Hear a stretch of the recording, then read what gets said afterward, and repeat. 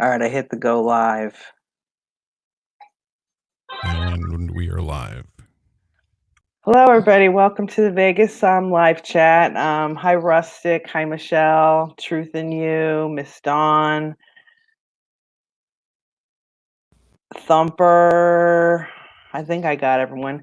Matt's got some stuff he wants to talk about Vegas. I've been kind of sick, so I'm going to let Matt do most of the talking, which he's excited about because he usually doesn't get to talk. Edward's going to be joining us, but he's finishing up his he was doing his coronavirus update. So as soon as he gets here, we'll add Edward to the show. Hi, Schofield. How are you tonight? Okay, we got 11 in chat. Do you want to start, Matt? Sure, why not? Hi, Charles.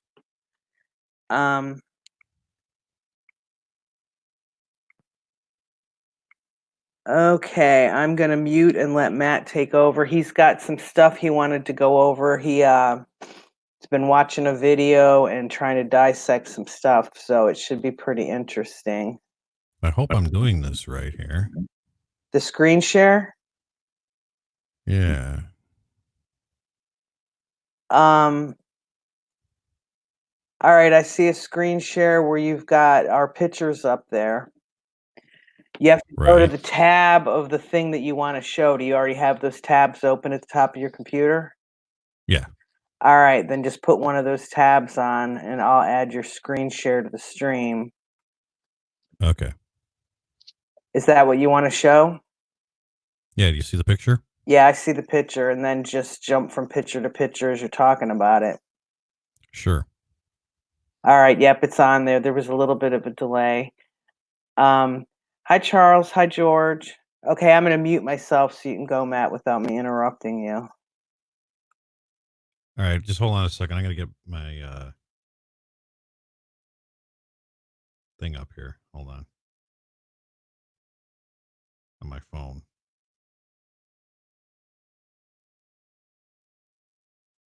All right, here we go. All righty. I've been going through some of these pictures of the hallway on the 32nd floor, and there's some things that really jumped out at me. If you guys see the video or the body cam video of when they are breaching the suite 135,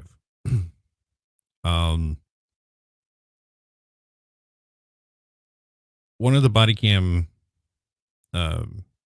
cameras were focused on this light here outside of 134.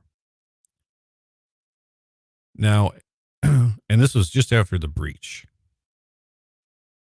Now, what I find strange is that this light here that's hanging down was not swaying back and forth.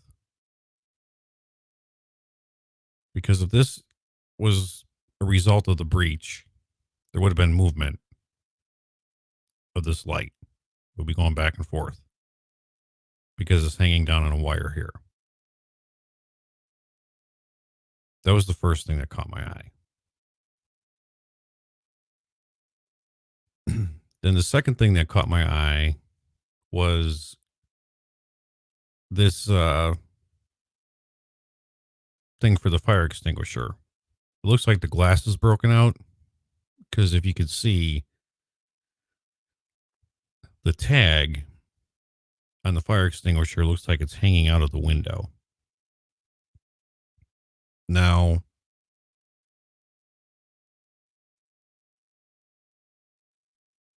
let me go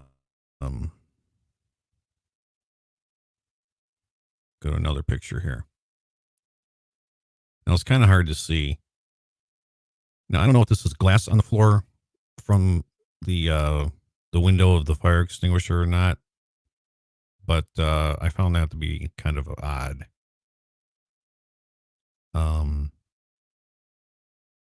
It just seems really weird. You still there, Kathy? Yeah, I'm still here. I had myself muted so that you could talk and I wouldn't interrupt you. And I'm Okay. Edward's in the basement. Let me add him in. Okay. Hey, what's up, Matt? Hey, how you doing, Truth Seeker? Everybody in the chat, what's up, y'all? Hey, how's it going? Hi, Edward. Matt's going through these pictures and talking, so I was just kind of muting myself so I didn't interrupt him. Miss Dawn, what is up? I love Miss Dawn. Hey, Ouija. We got a lot of new people that have joined. MSATs, Charles, Cheryl, Ouija. I think I seen Michelle Frost earlier. How you doing, Michelle? Terrence is in here. Michelle. Yeah, we've got a lot of new people from since the beginning when I said hi to everyone. So if I missed you, hello. And I'm gonna mute for a few minutes, but I'll be right back. So, Okay. but yeah, Well, go I ahead. got I'm nothing else gonna to mute say. too and let Matt talk. Matt, are you watching the chat to answer any questions they put in there? I am looking at my phone here. Okay. Well, I'm gonna mute until if you need me for something, just holler and I'll be in the chat talking. Hi, Roger. How are you? Yeah, I heard about Murin being gone. That was good. Yeah, Okay. Cheryl's in there. Yeah, she said to tell you hi. Hey, Cheryl. She wasn't sure if she was going to be here tonight. Yeah, she said she might not be able to stay. Okay. All right, I'm gonna mute. Go ahead and continue. You're doing good. Thank you. Okay. So those were a couple of things that I had on the hallway. Because these lights look like they've just been taken off. It doesn't look like they've been. They were blown off their brackets because of the breach. I don't know if anybody in the chat can say anything different about it or agree. That's fine. But this is just things that I've seen that just don't really add up.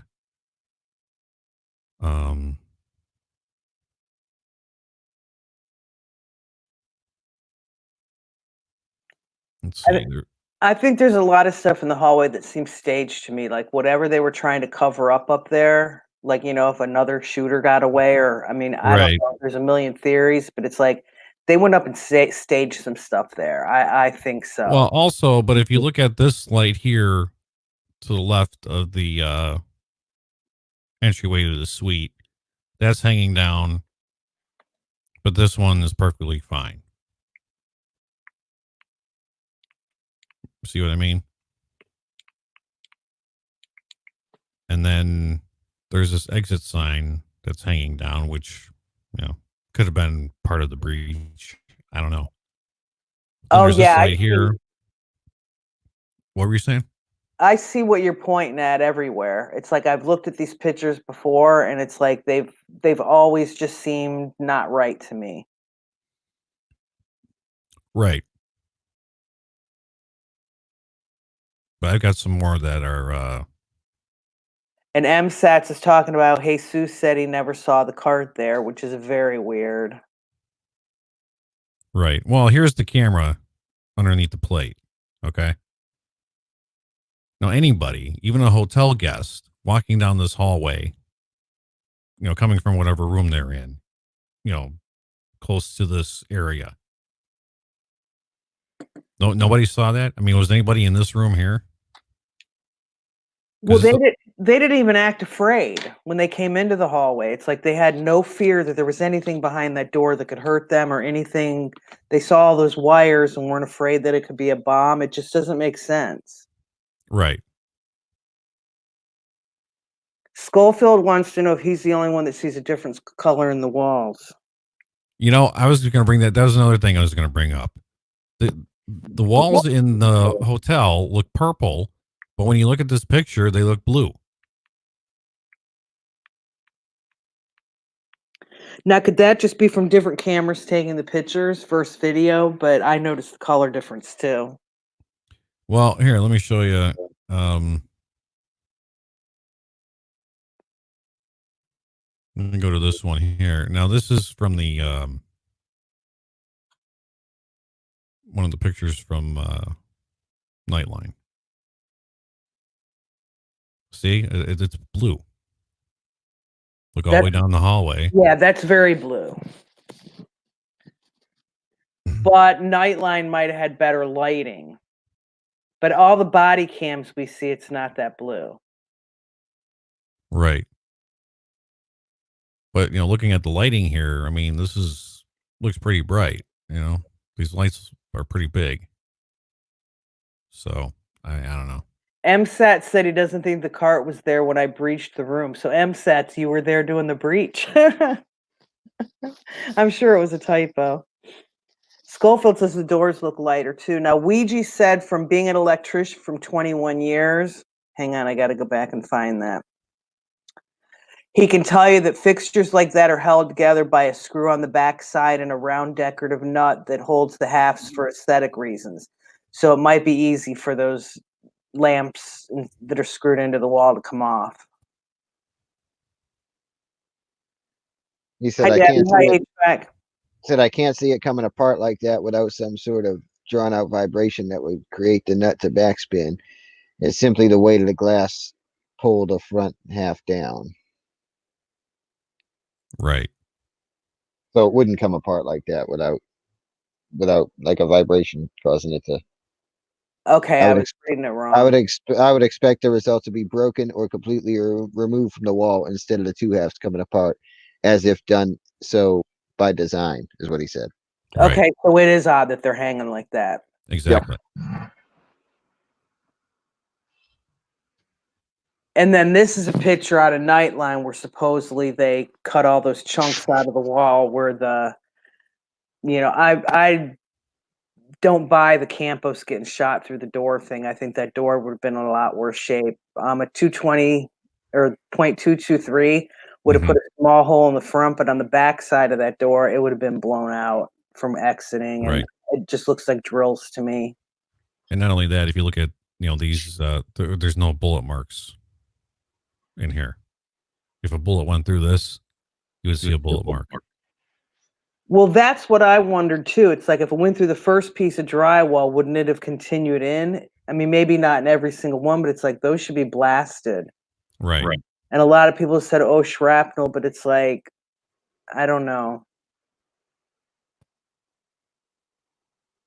I have another picture here. Hi, Debbie. Hi, HVAC. I just saw you guys come in. Now, like this picture here. Oh, I'm getting an echo. Somebody's got to mute. All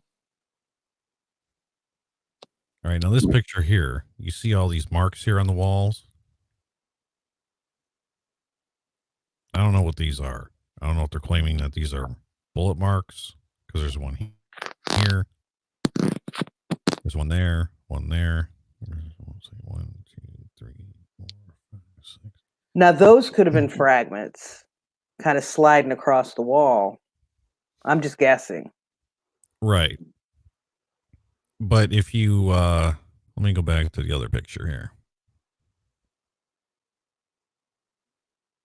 Why didn't the baby's aunt or nanny see the cart either? The baby's aunt or nanny may not have seen the cart because, I mean, they weren't looking for it, but Jesus Campos had no excuse to not see the cart. He walked by it twice. The nanny didn't even hear the shooting. Yeah. I mean, not real observant. She's got a baby across the hall. Well, here's the thing I wanted to talk about here. Now, if this door was up, the bullet holes were in this area here, allegedly. Right. Okay. So how is it possible? I mean, if he did shoot through this door, he would have aimed right at Campos, and Campos would have been seriously injured or killed. Oh, for sure. I definitely think Campos would have been killed if what was it, 35, 56, whatever the number kept changing of how many shots. I think there was like 30 or 32 bullets or holes that were in this door. Yeah, I remember the count kept changing. It started out at 200 and then it changed after it was more exact. But yeah, that many coming through the door, he would have had way more than that little nick on his leg. Yeah, I'm not buying it. It was a long, straight hallway. Well, it's probably at least a good 300 feet, approximately. I mean, that's my guess. On top of the fact that if he was looking through the peephole enough to think that he got shot through the peephole, even if he didn't, that means that guy was right on the other side of the door and he saw him, he would have been blasted right in the chest. Right. And Or here's the God, peephole right here. Okay. I don't think a bullet would have been able to go through there. They're going to be impossible unless you took it out. I think that he just said that by accident. I do think somehow Campos was scripted somehow. His stories just don't add up. I agree. There's definitely and now if you look up here, this looks like damage maybe done from the breach. I don't think this was bullets. Okay, so WW said the carpet does look just like that with the blue in it. Well, it's not the carpeting we were talking about. We were talking about the walls. Oh no, but somebody asked a question about the carpet earlier in the chat. I'm sorry. Okay. No, but if you look at the walls, they look blue. Yes. In these pictures. But in the body cams, they look purple. So I don't know. I'm gonna ask what True Seeker asked though. Could that be just be the lighting from the cameras, or no? Well, without my tinfoil hat on, I'll say it could just be the lighting from the cameras. Because these pictures here, some of them were taken by ABC and some of them were taken, by the professional crime scene photographers. So they would have different lighting than those body cams would only have the natural light coming from the hallway. Now, my tinfoil hat person says this was set up. The whole hallway was staged for our viewing pleasure. Yeah. Yeah. So I got two things I could say. I'm the fence hopper, so I'm going to give the excuse of what could make sense and then the other excuse of what doesn't make sense. And there's a whole lot more that doesn't make sense to me. Cheryl Bull says Yeah, if someone shot at Campos and shooting to kill people, the killer would have gone after Campos down the hallway and killed him. I don't necessarily agree. Nah, he wouldn't have to do that because he's got a high-powered rifle. Right. All he has to do is shoot. Well, I still think that there might have been another person that escaped, and they don't want us to know. For some reason, they want to stick to that lone shooter, whether it's, to keep the tourism industry going, or, if we were attacked by terrorists or it was an FBI gun deal, whatever it was, they don't want us to know. So I do think that they might have arrested or someone might have escaped out of that other room. When they were checking all the rooms, they certainly didn't check these people. Like I said, if I was an accomplice, it's like, oh, just go jump in your bed. And when they come to your door and they say, hey, you got to leave, they didn't check any of those people and they didn't really look in the rooms. It's like they were just going through the motions. Right. And they were making too much noise. If there was really a person up there shooting, they wouldn't have been making all that noise. Like, especially those cops at the end of the hallway, and yeah, and Terrence said, what about the 29th floor reports? There were all kinds of stuff about the 29th floor. We heard it on body cam. We heard it on scanner. I don't know what was going on the 29th floor, but they seem to have brushed that under the rug too. Right. Yeah, well, they've brushed everything under the rug. Why did it take them an hour and 10 minutes to breach the room? Because they were staging it. Because the room wasn't even ready yet. Mm-hmm. Well, the lock interrogation report, Miss Dawn, that is important. And Hunter's been working really hard on that. And it's like there's stuff in that doesn't make sense that leads you to believe someone else left. There were other visitors. There's some stuff with that report. So nobody knows if they just printed out some stupid report on paper or if that's really the report. But the report shows some very weird things. I mean, I don't want to cover the report because I know Hunter's gone in depth with it, but the lock interrogation reports show that someone else probably was there. Edward, you weren't here when I was explaining about this, where the fire extinguisher is. You see where my cursor is at? Yeah, I see it. Okay, it looks like the glass is broken here. Yeah, because it looks like the tag's sticking out, right? Right. Yeah. That was another thing that I had seen. Huh. Now, I don't know if that was from the breach. Maybe something hit it, which is possible. Oh, yeah, that's possible. But that was another thing I noticed. Well, Truth and You's asking, what do you guys think about the door being on the floor? Well, after the breach, Then it that just door was fell. actually hanging. Yeah. Remember? And then we got those pictures of it kind of on its side. Mm-hmm. And now it's flat on the ground. But then how did it break in half when it was in this room here in the bedroom? Remember when they took a picture of it with all the holes? Right. Those look drilled to me. I'm sorry. I'm just going to say they that, did. and nothing's going to change my I mean, mind. especially when there's a drill sitting right next to it. Well, there were drills all over the room. Yeah, it's like that. Well, there was a drill that was plugged in. Mhm. It was right next to this door. It's like, Well, and okay. Campos and Shuck and all the, lots of drilling. They kept repeating that, and it's like drilling and gunfire are not even close to the same sound. It's like if Shuck is to be believed, he heard drilling. Right. Because if there were gunshots going off in this room and Campos was in, behind not this door, but the other door, he would have felt it. It would have, it would have There vibrated. were drills everywhere, is what even the cops said, when they went on the 60 Minutes thing. They kept making a point to talk about the drills, which I thought was odd. That whole 60 Minutes thing seems scripted too. Oh, it was.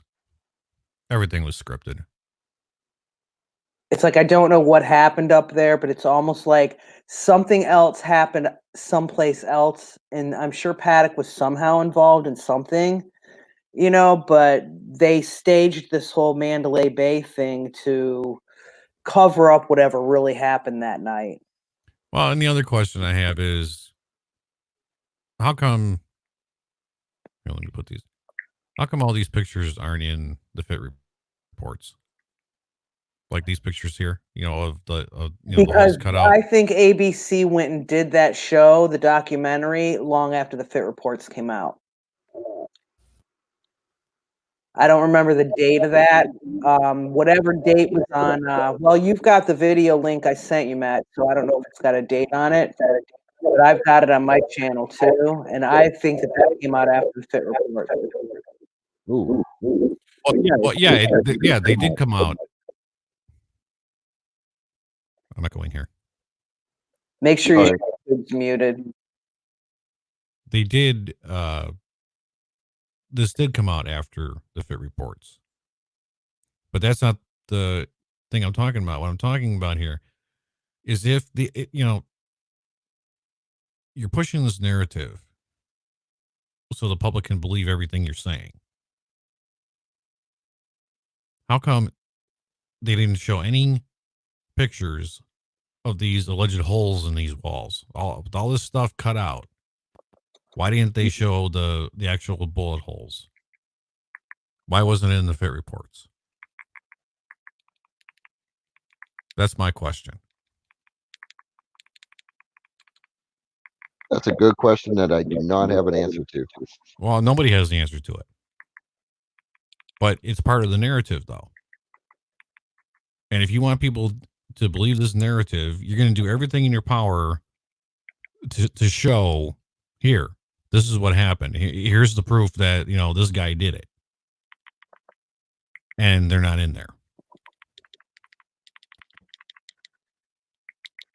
So, yeah, I mean, it's a big question. Well, I also know that they must have done a ton of crime scene photos, but they never released them. They could have shut us up about a lot of stuff if they would have released, more stuff. You got your headphones plugged in? You're echoing pretty bad, True Seeker. I got them plugged in, but let me jump out and jump back in because Matt said I was echoing earlier. Hang on. All right, well, she's gone. Let's hijack her show. All right, is the echo gone? No. Does everyone have their YouTube muted? Yes. I don't have I don't have it on my computer right now. I'm using my phone for YouTube. Am I still echoing? No, you're we're good fine. now. All right, Yeah, I we're tried fine. my headphones in the port. Maybe that was it. Okay, go ahead, guys. All right, were you going to say something, Edward? No, I cut True Seeker off because she was echoing. Oh, okay. Debbie, I can't check my messenger while I'm doing this because I'm muting again. Anyways, it'll mess me up if I go to try to check my messenger because I've got my phone going too. That sounds good, Neil.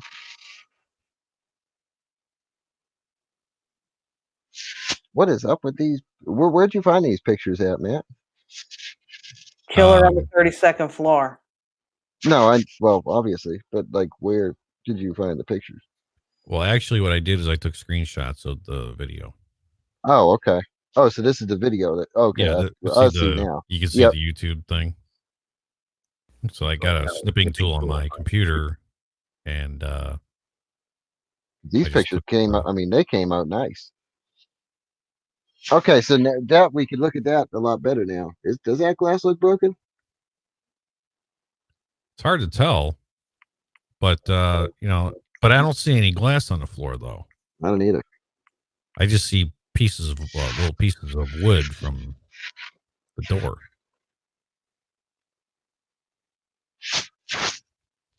Well, wouldn't you think if he was firing down the hallway, he would have blasted a bunch of stuff on the table? I know people have said that they, if you look really close, see little black dots like fragments on the tablecloth, which I've had a hard time seeing, but other people have said they see them. But wouldn't you think those dishes would have been blasted apart too? Right. Yeah. I mean, and there would have been more damage because where the hold on, let me go back to this picture here. Now, you can see this is where the alleged holes were here on this door, and the other ones were pretty close to it. Now, I'm thinking, I mean, I could be wrong, but this wall here probably would have been damaged.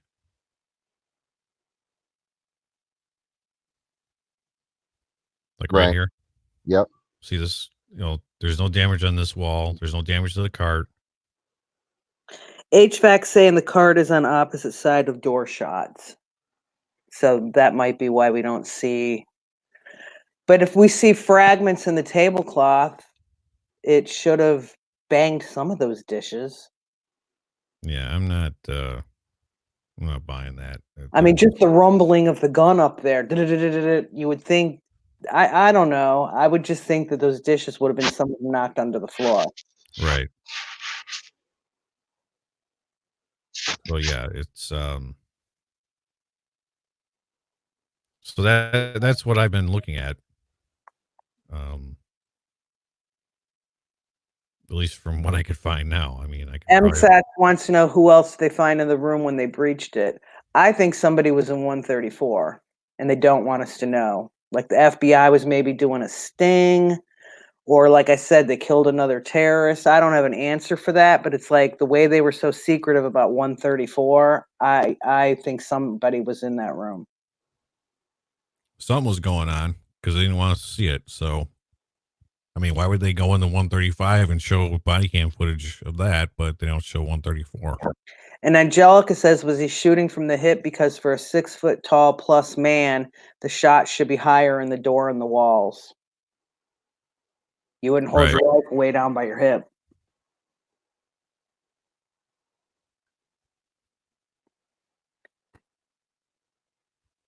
Matt, your screen share went away. Did you want it to? Yeah, I was done talking.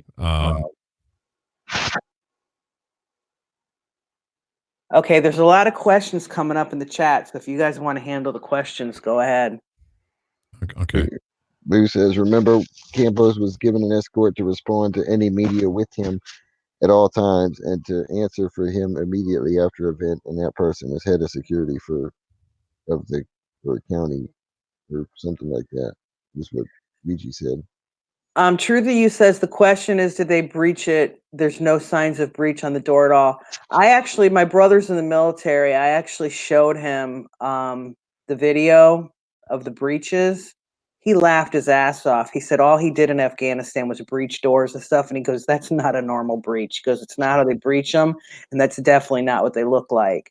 Now, granted, he wasn't in a hotel, but they were in the town, in the city, breaching homes and buildings and different stuff. And he just laughed his butt off. He just, he didn't have a whole lot to say about it because he doesn't really follow the Vegas thing. He knows I do.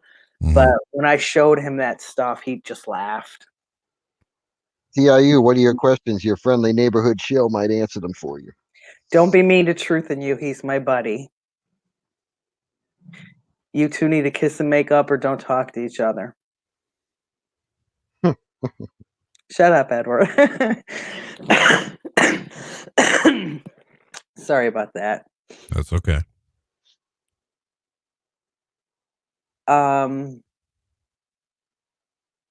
Did anyone read Ouija's yet?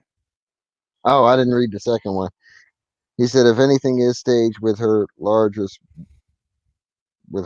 small at that point, it totally discredits everything we see and everything we're told. So it's a big deal. Can't brush this off with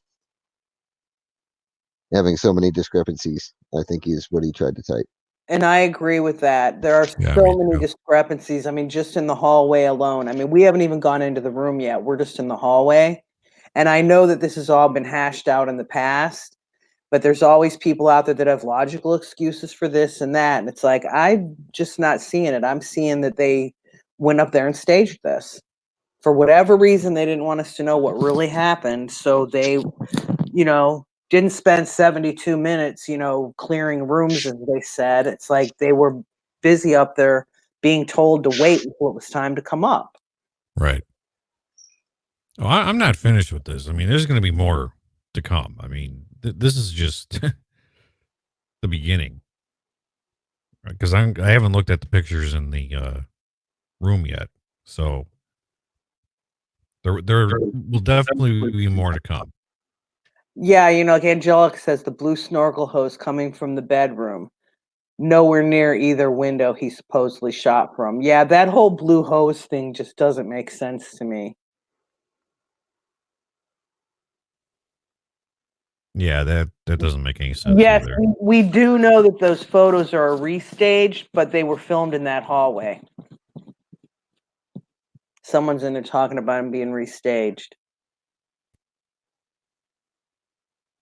So yeah, the killer on the 32nd floor, they actually didn't tell us that was restaged. Someone in our community told us that was restaged, so we don't really know for sure. The other Nightmare in Vegas documentary that had the Campos, as an actor or whatever, they did tell us in that one that it was a recreation. But Killer on the 32nd floor, nowhere in that video did it say it was a recreation. Someone in the community told us that. So we don't know for a fact it was.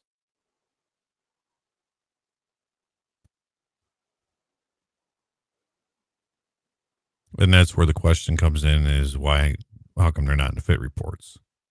Those pictures.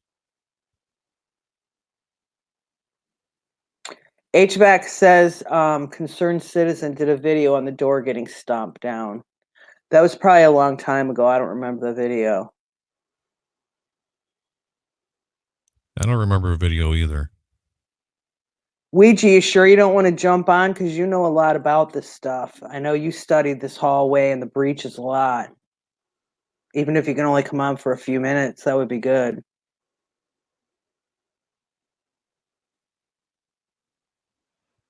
No, he says he can't join.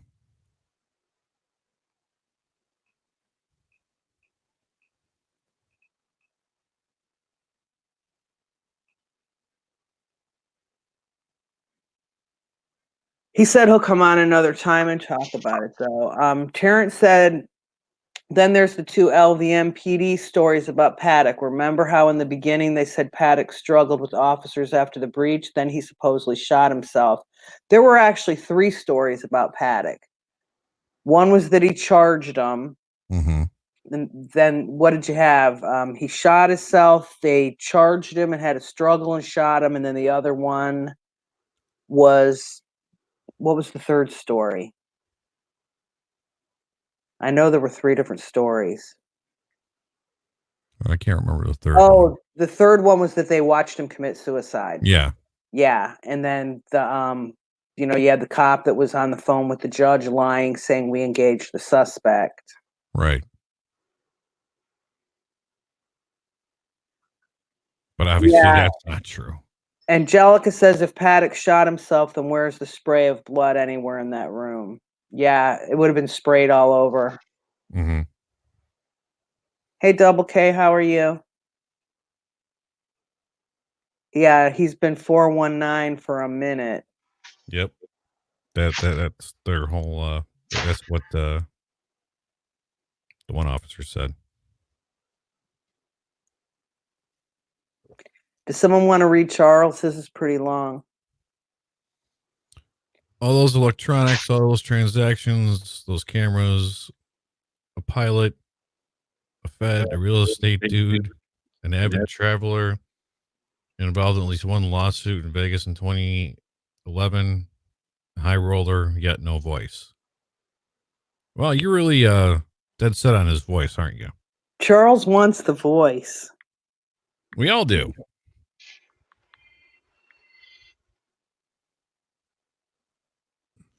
And then MSAT says, what about the snipers outside that said they have another window that was blown out facing the Luxor? Well, then that would be in the bedroom, wouldn't it? Were those windows in the bedroom?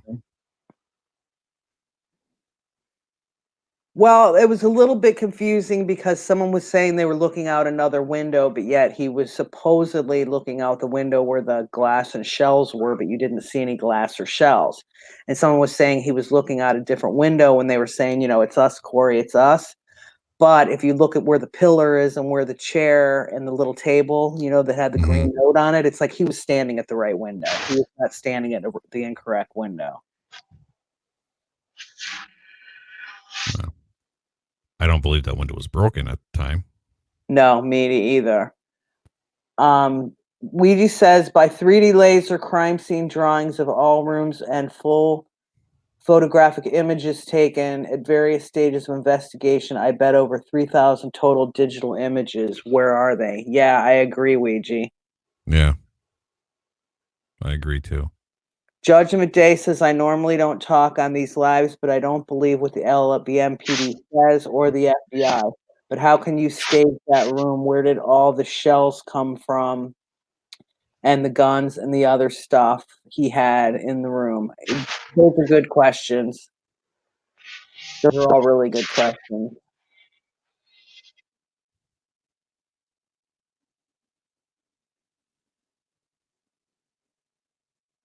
Yes, JC, I agree with that.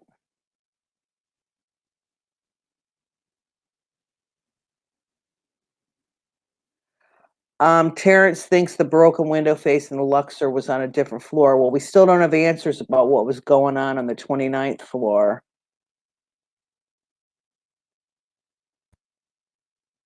I think when they were talking about those windows, it was higher up than that. Even higher up than the 32nd floor. Well, another thing too is, I could go on about Paddock forever. You guys know what my opinion on him and how long he was dead, possibly. But when they went in the room, I watch a lot of horror movies. They always say you watch too much TV, but it's like you go over and check and make sure the body is really dead. And if he had just shot himself right before they came in, or even say a half hour, 45 minutes before they came in or whatever, they never really even gave him a second look.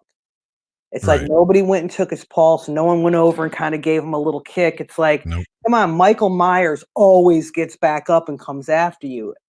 And I hate to say it, but also the story about, you know, the gun was away from him and the blood marks were on the carpet because the cops kicked it away. And it's like, well, we saw a whole lot of body cam. I didn't see any cops kicking any gun. No, You know, they didn't even go near the body. right. So it's like I think all throughout this thing we've had you know, so many different people giving us, well, the only answer they could find to make the narrative fit, you know, and then there's also so many of us that know that it doesn't fit, and that's why we're questioning everything. There's just something not right about this. Right. Oh, Judgment Day? Yeah, I figured that's why you were asking it, but it's like I have no idea. I mean, I think that the room was staged because so much doesn't make sense, but it's like I don't know how they did it or who did it. You know, I don't know if it was a government sting in the next room that went wrong. I don't know if it was terrorists that they didn't want us to know about, so they went up and staged it so they could, you know, blame it all on the lone shooter. I really have no idea.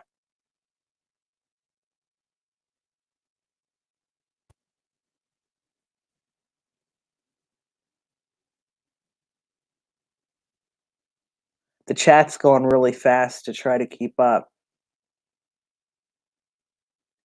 Yeah. HVAC says, unfortunately, no body no body with a body cam entered that room from the beginning.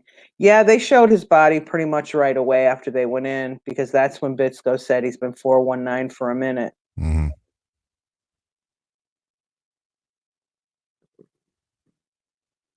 Edward, did you ever get that email from Twin Talk Radio? I didn't, but I also forgot to email them back. So they sent me that one email that said, let me see if he still got it, because it was Bruce that emailed back and it was Brian's information. And I guess they probably forgot about it. I got to email them again. Okay. Yeah, they do a lot of stuff. Yeah, they just came out with a video tonight, actually. Yeah, I an haven't hour watched ago. the newest one yet, but they're pretty good. Well, this segment that they're doing, segment 17, the S- the Still, statement is 119 pages. still looking, questioning how many people went in the room before Bitsko said 419 for a minute. In the fit reports and in the police statements, each cop gave his statement, and not one cop said that they went over and checked his pulse or anything like that. So it's like whether we see it in body cam or not, they don't talk about it in their statements. No, they don't. Roscoe says a team of mercenary types lugged guns up via the Four Seasons elevator for a couple days prior. They escaped from the roof at 11 on a heli. That's why they waited an hour to breach. Who said this? Joe Roscoe. What's up, Joe? What's up, JCP?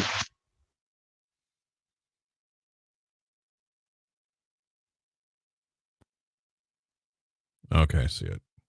Hi, JCP.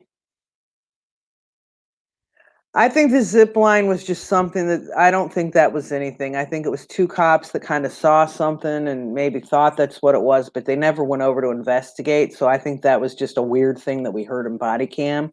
I never gave too much credence in the zip line thing.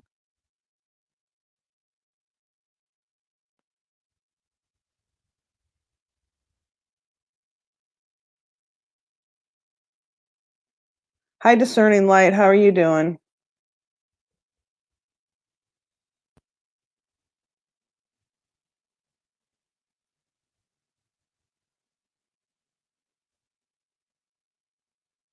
Yeah, I agree with Awakened Angel. I know Truth and You keep saying there was no blood, but there was blood. We can't put these gory, graphic things on our channels or we will get our channels taken down.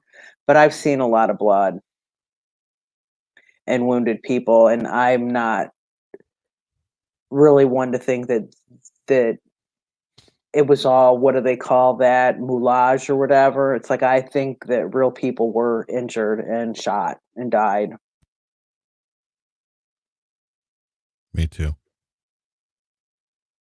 Crisis Cast, we've tried to post some of this stuff. Every time I try to post something, there's like the live leak video. Before I even get done processing it, YouTube takes it away.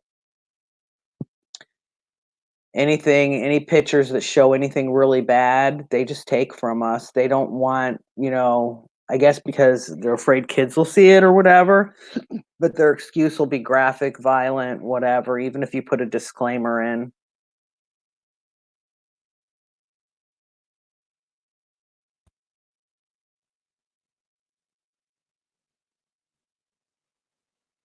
Bill looking says, how long does blood on the carpet take to dry? I would say it would depend on what material the carpet was made of and how thick the padding under the carpet is, because it's going to soak in. So you're only going to get the top layer. But I would think that it would take quite a while, but it's like I never did that experiment. And like I said, I don't know what fabric the carpet was made out of.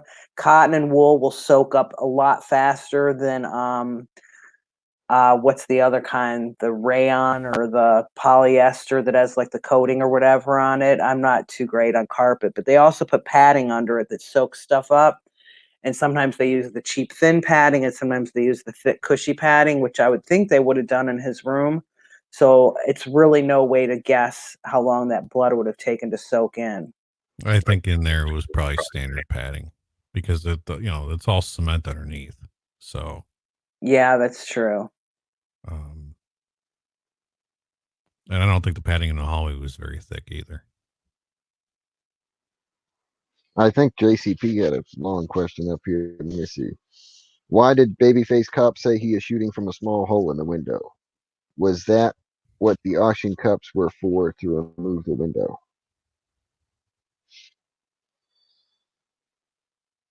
Wait a minute, say that again. Why did the Babyface Cop say that he was shooting from a small hole in the window? Is that what the suction cups were for, to remove the window? I don't remember anyone saying that he was shooting through a small hole in the window. Do you guys? No. I must have missed that. I don't know. Was it a body cam? I don't know. I didn't watch all of the body cam.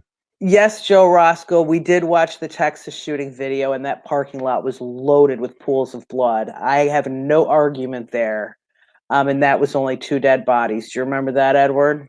Yep, 2 bodies and 6 wounded. I think it was That was 13. the one at that school dance. Wasn't it 13 wounded, but only 6 were shot or something like that? The other ones were cut and all that. But yeah, that was a lot of blood on that one. JCP says also, has anyone ever thought if Campos and Zebra 20 got into a gunfight? I've never really thought that, but I do know that those cops saying fucking Campos, I thought that was very weird. Cause it's like, why would they even care about Campos? He was a security guard out in the hall. And Campos wasn't armed either.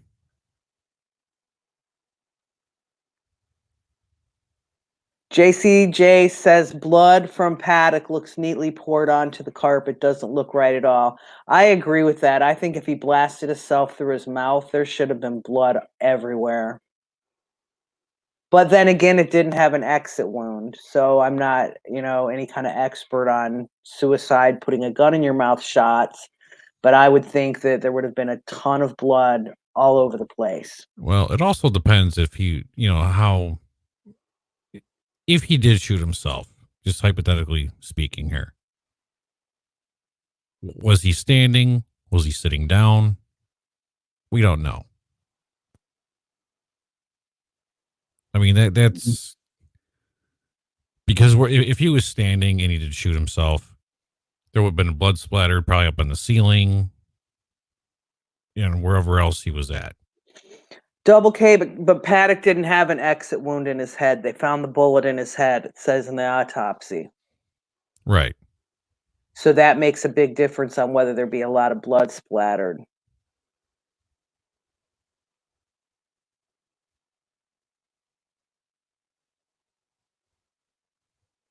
Well, that's what raises the red flag. Everything about this is a red flag to me. No, I know. I mean, there's so much. I mean, you can stay in the hallway, you can stay in the room, you can go down to the venue, you can watch body cams at Reno and Haven. It's like no matter what section you want to go to, there's just so much.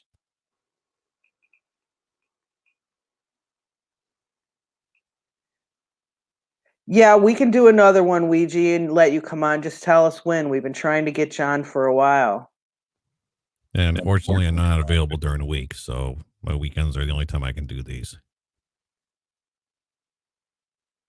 Can you do it on a weekend, Ouija, so we can have Matt on?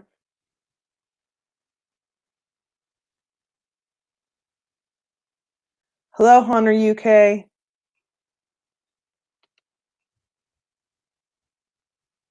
Okay, Matt, Hunter's got a question, and this is one that has always driven me crazy, and he's directing it to you. How do you explain the leg under the bipod? I don't think there's a real good explanation for it, but how do you explain that?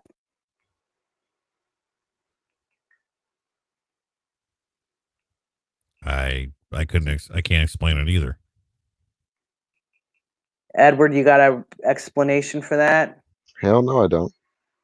See, that's one of the questions that just there's so many questions that just don't make sense.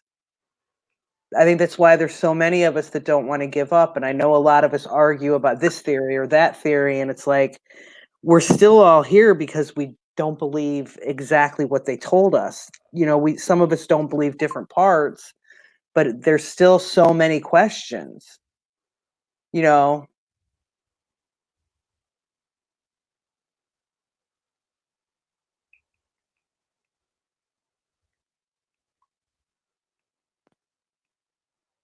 And Hunter is saying that he was sat down. Like they sat him down and put the gun over his leg.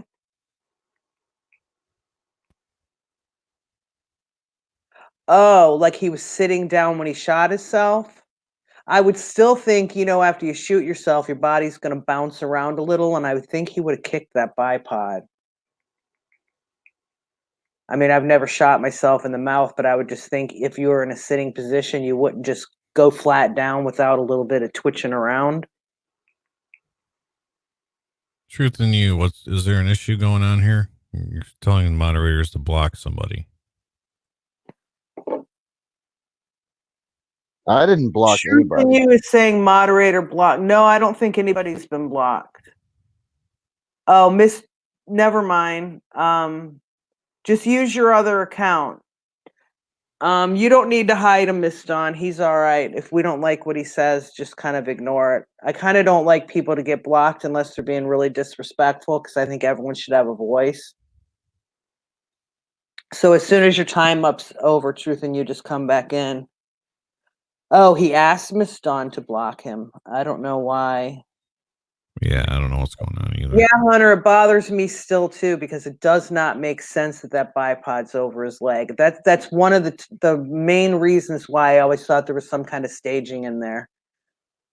You know, they wanted it to be one guy only for whatever reason, so they went in and set a bunch of stuff up. You know, I'm not saying Paddock wasn't involved in some way, but it's like there's just things, you know, like the story of Matchko had to roll him over to check for his wallet and stuff, and it's like his wallet was on his wallet. All that stuff was on the bar counter. Exactly, clearly, and that was the reason for why there was 2 blood pools, and it's like some of this stuff just does not make any sense. Right. And then there was stuff in on the bed in the bedroom. HVAC says for whatever reason, when you see someone shoot themselves, they drop to their knees to do it. A lot of times you drop to your knees if someone else is going to shoot you, but most people that I've seen shoot themselves on TV usually are sitting in a chair. I think it'd be strange to be like on your knees and shoot yourself, but I don't know. I mean, there's no telling how he killed himself.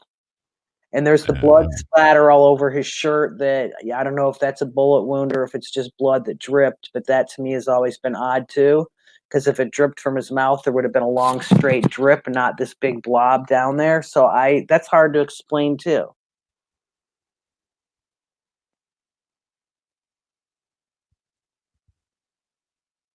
Oh, and Awakened Angel's got a perfect one. If they really rolled him over, he would have knocked over the bipod.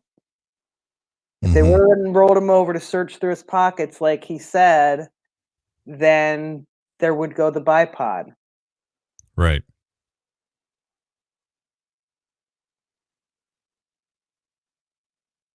Truth in you, did you not want to be blocked? All your comments were there, and I thought you were asking to be blocked, so I did.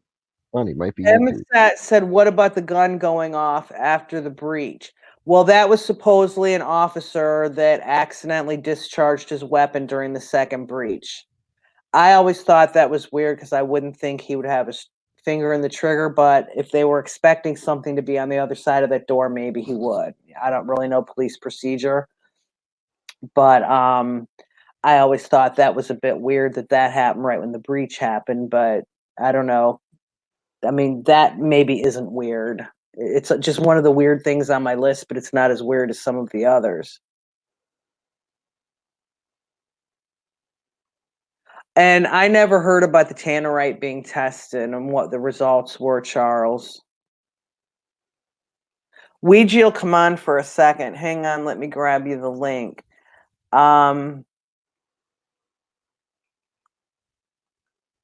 If anybody weird tries to show up in this chat because I'm giving Ouija the link, I'm not going to let you in. So Ouija gets to come in and nobody else because sometimes we have trolls that try to get in.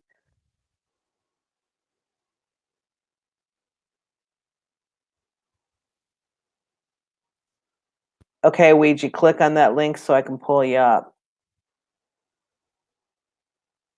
Because if you don't do it, we know somebody's going to do it.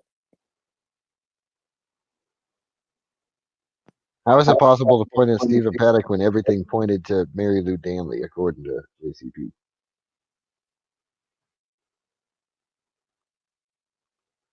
Someone just jumped in the basement. It kind of looked like Blake, but I'm not sure. They showed their face. I definitely don't think it was Ouija. Yeah, it was Blake. He said, "Did you see me, TS?" Oh, yeah, I saw you for a quick second. Ouija, hurry up and click that link before we end up getting infested with trolls. Hey, Mo, how are you? And Awakened Angel says we've yet to see any forensics or ballistics or any kind of proof to their narrative. I agree with that. Ouija, I don't know how to get it to you from text. Hang on one second. Maybe I can. Hang on. No, Ouija, I can't send it to you from text. You're gonna have to click on it from here because I'm on my computer and the link is in my computer and I can't get it from there to text. I can send it to your messenger. Um, Hang on.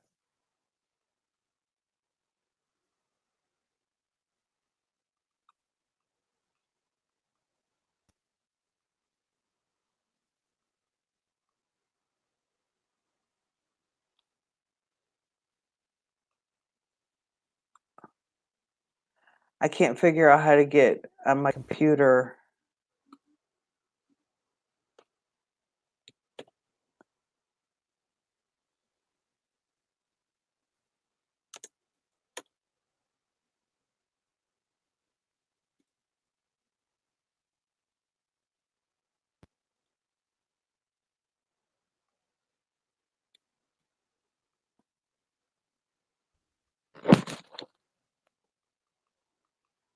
I sent it to Ouija.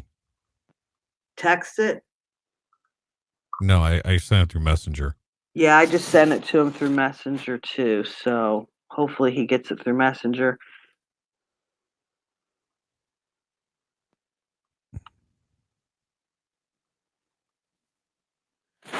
Um,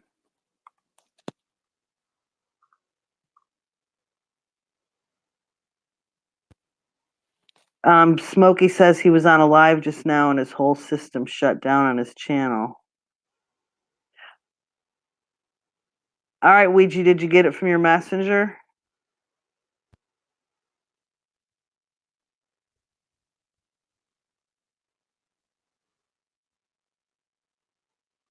I might. Hi, Thumper.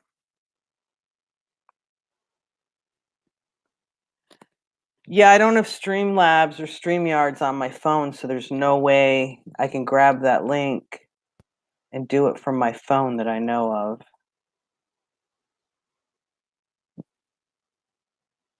All right. There you go, Hello? Wade. Hi. Hi. How are you tonight? Same old. How's everyone else? I'm doing all right, I guess. I'm going to mute myself and let Ouija talk because he doesn't come on too often. So go ahead and fill our ears with good stuff because I know you know a lot about the hallway and the breaches. Well, I guess I can answer the questions that people want to know, but to reiterate some of the things I put in the comment section, Campos had an escort from a high-ranking security official that was a retired from the state. In Nevada, you have to go for security companies. You have to go through state licensing, all kinds of stuff. And he was part of that. And his sole purpose was to be the spokesperson for Campos, because Campos, as you can see, even in his statements, I guess, um, everything's flawed. But so, yeah, that's the guy who's sitting right next to him when he got the award, everything like that. So, yeah, I think there's some other stuff, but I'd like to start off by saying, first and foremost, it's hard to come to a fair conclusion with so much still that needs to be done, and it may never happen. But with that being said, I think that you made a good point by saying, um, here's my opinion from, what I like to think, and then here's my tinfoil hat opinion. When you confuse the public eye or whoever is onlooking, if in fact this was some sort of backwards scripted and manufactured scene, the more things that you can add to confuse and have unanswered questions, the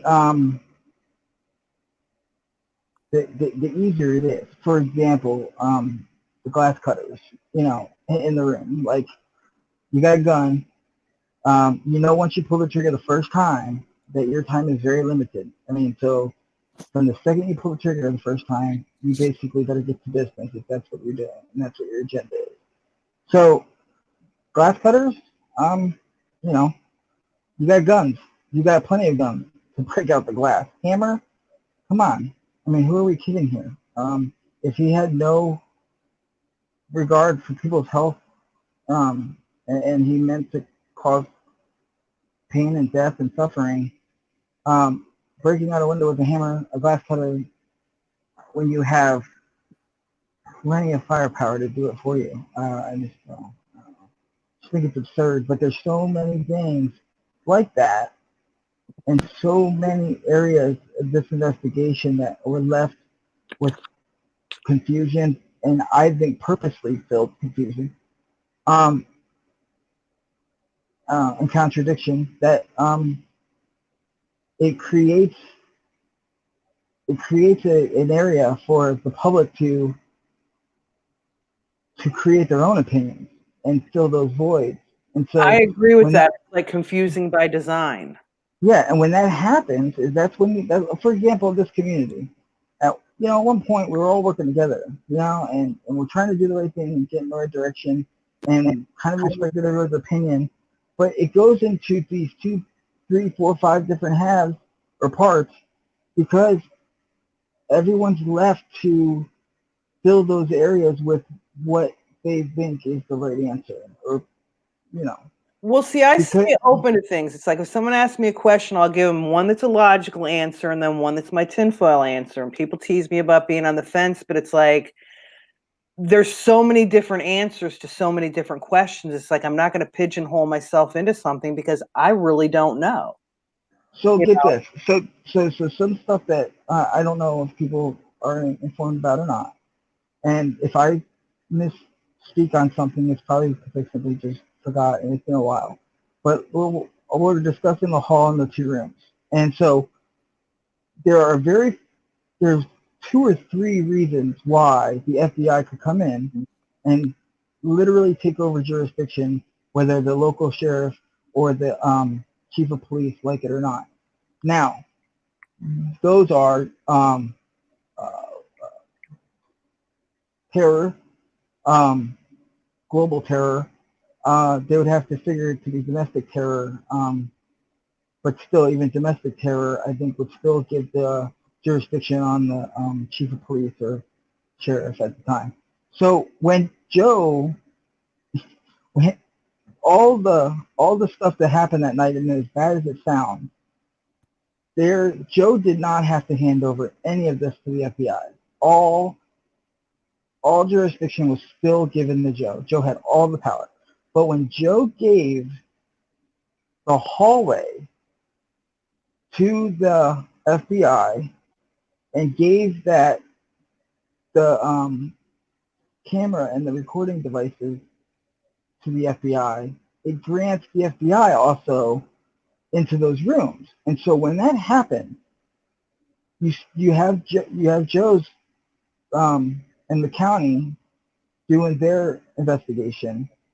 But now, because of what Joe did, and because the guns and the cameras and that the jurisdiction in the Mandalay Bay was given over to the FBI, there should be full-fledged FBI investigations that literally overlap in detail with what also the PD did.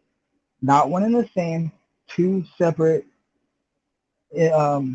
full-fledged investigations, because the jurisdiction and everything that we see in here that is deemed credible evidence has to have been also deemed evidence by the FBI, since it became their jurisdiction thanks to Joe Lombardo.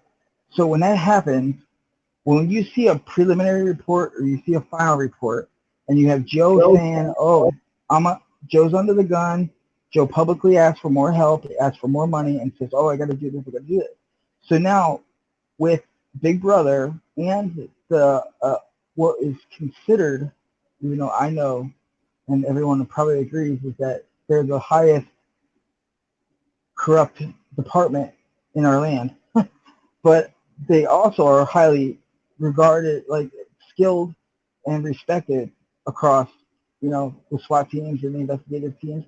And so when you get these reports, and these reports are, say, 9 months apart or whatever it was, there's no margin of error, period. There should not be a margin of error. There's no margin of error. Those reports were not the same as what the lawsuits were for the media outlets who took them to court to at least get some of this evidence we put Well, the publicly. reports look like they were written by a 6th grader. So here's the thing. So when you come to quality control, right, you're supposed to say to yourself, like, oh, okay, so there should be really no error or no typo at this point. This is overseen not only by the PD. Once again, that jurisdiction was given to the FBI. They oversee everything that has to be basically considered evidence or that thereof that was gathered. And so if you look at some of the line items, right, on this, and I mentioned this before, it speaks about 2 cameras over 2 separate peepholes. Now, we don't see that. We don't see that anywhere. We only see the one. And so through many, many, many months of and many people and many sets of eyes looking at this thing, if they didn't correct it, one would have to assume that it's true. Right? Well, MGM, right from the beginning, jumped in and got Lombardo to change the timeline. It was almost as if he was forced to. He was uncomfortable in that press. But as bad as it looks on the department, and even though the department's signature is on those reports, this is overseen by a federal agency And my biggest heartbreak of all this, aside from the injuries and death, is that the American people, we pay these agencies to do this for us. We give them permission to, you know, go into our records sometimes without permission. And we're supposed to have faith in those people to protect us and stuff. And when you see this kind of garbage of an investigation, and it doesn't take a really smart person to see how horribly done and executed investigation this was, unless it was just simply proposed publicly in such a horrible way, and we just don't have it. And once again, they were not obligated to appease the public. Now, I think that their reports were to show how they came to their conclusion, but they didn't have no obligation to appease the public with evidence. This was something that was done from the media outlets in a lawsuit.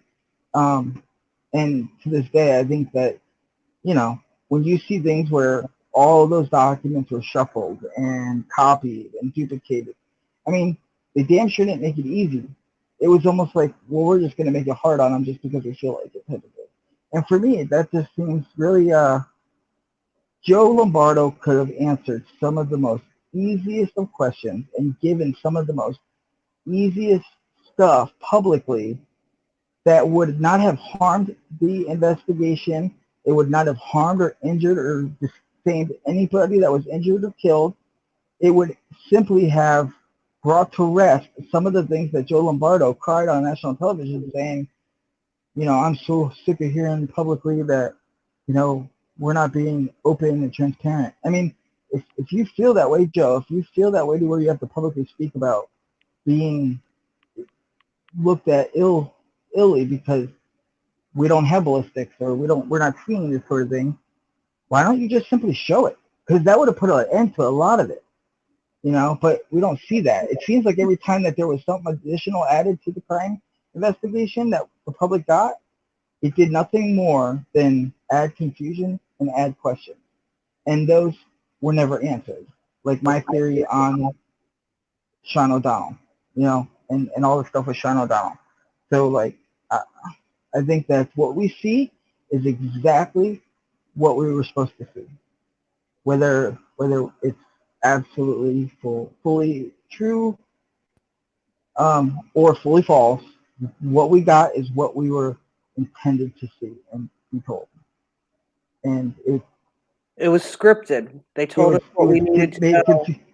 Well, if it was scripted, right? Basically, it was you script something. It's almost like you start at the end and you write it backwards. So they come to what they want as an end result, and now they have to like make the narrative and what you see go with your script to where you come to the same ending. And when you have your high brass people go in first, and then that's your way of expediting your warrants by telling a judge, yeah, the first two guys, I witnessed him shoot himself in the mouth. Now, this is coming from not only high brass and their PIOs talking to the judge at 3 a.m. or wherever it was. This is high brass and very seasoned men who have claimed and stated that they witnessed him do it to himself. Now, everyone else didn't say that. In fact, their entire narrative doesn't go along with what they say. They have to retract it.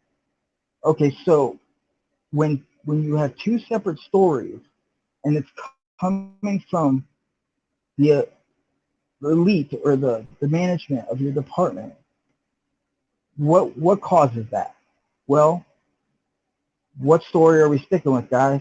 You know, if they're or are they being told what to say? Because if you look at a lot of the statements that were given, it was almost as if the crisis negotiating team told them what to write. And by the way, that's who did all that stuff. So the crisis negotiating team had such a huge major part in this that I'm not sure if everybody's aware, but they're the ones who controlled all the evidence, all of it. Everything was held and dissected by the crisis negotiating team. And there's a way to tell who those people are, when they logged in, why they logged in, and yeah. So I found an outline, a detailed outline from their special team only, and there are things on there that the crisis negotiating team has that you don't hear about at all.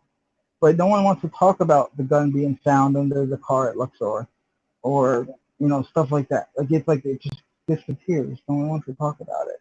And there's so much weird stuff. Like a minute and a half before the breach on 135, there was a security door breached. Where's that? Like what? Why aren't we seeing this? If the crisis negotiating team has it on their private timeline, why aren't we seeing this stuff? And I just think that the American people deserve better. It's such a shame. So I know I could talk all night, but if anybody has any questions, I'm not reading anything, so feel free. No, I agree with you, Ouija. From what you said, I mean, you're making perfect sense. So I did this from day one.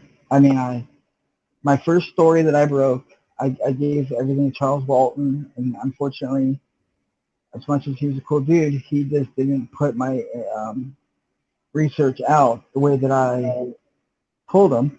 But I went into Jackie Heinrich in depth before anybody could scrub or take away anything or create privacy for her.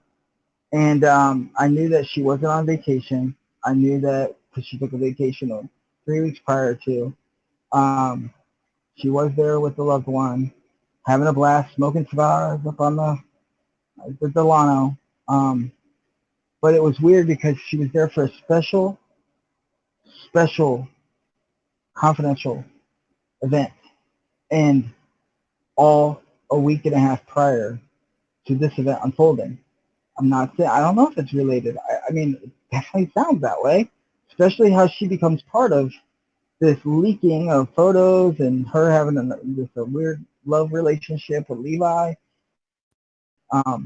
Everything, all the way down to where her lover, and her lover's family are all these radical left Democrats. They're all in Henderson and Vegas, and they have a criminal past, and so I mean, it just got really, really in depth, and no one wants to discuss that. Could it have been a part of it? Sure, it could have. The FBI or Joe Lombardo comes out and says that he's going to do an investigation on these photos. We've never seen anything. I mean, it's like, did you really? So it's like, if Joe Lombardo didn't care, who else is supposed to? Like, and that's what really pisses me off, is that this is titled and claimed to be the largest massacre on American soil, aside, from Civil War. This was a single event. And like, it was handled in such a way that global optics, I mean, these people would be laughing at us. And I don't, as an American and being prideful and love this country, globally, and the optics, the way that they look at us, I can only imagine what like good police teams and investigative units, they've got to have been watching it saying, well, I'm not going to lose my job by speaking up, but I'm going to tell you, that's a joke what's going on over there. Because it's not fair to those that were hurt or did have a loss, whether it was life or financial or what have you. It's all, when someone pays a price that they weren't expecting to pay, and it was done so by the people that you pay to protect you, it's something that I don't know. I would have never quit. Even the lawsuit, with the newspapers and the TV media that's going on in court for this, they're arguing and fighting about money. They're not arguing and fighting about, what we're missing. It's like, give us photos. Well, you tell me what Vegas is about. I mean, or everywhere for that matter, but if you're going to talk about anything that happens in Las Vegas, it revolves around money and greed The and economy. politics. And so, you know, it's weird because you look at this and it's such a negative, you think has such a negative impact, and on MGM and Vegas in total. And but when you have an event like this and it doesn't unfold organically and it was done by design, there always has to be a greater benefit. Now, what that was and where it's at, everyone can speculate on, you know, private money and market sharing and all kinds of stuff like that. I have my thoughts, but yeah, whenever you have an event like this, unless there's a big benefit, you know, there had to have been a benefit, especially if it was done by design. Otherwise, why have it? I mean, you can create fear and the need for government in many ways, and this was just simply not a good one if that was the case. You know, does that make sense? Yeah, it makes sense. And they had to know that all these eyes would be on them. And it's gotten to the point, I mean, the people that live in Vegas have told us Vegas doesn't want to talk about it anymore. They want to move on. There's only a few of us on YouTube even discussing this anymore. And it's like they just want to sweep it under the rug and have it go away. Well, okay. Well, so no matter what, right? Say the four of us magically found everything out. 100%. We figured it all out. And somehow we live to see tomorrow. Doesn't matter. We're not going to change anybody's mind. We're not going to change how the results of this. That we're not going to reopen a case like Hoover thinks they did or is gonna. It's done. It's done. And when you just said that they don't want to talk about this, that they didn't want to do that since October 3rd, and so they didn't want this to. They did it because it was to start and create a chain of events that would have created and still will create just a huge industry boost in capital for our security.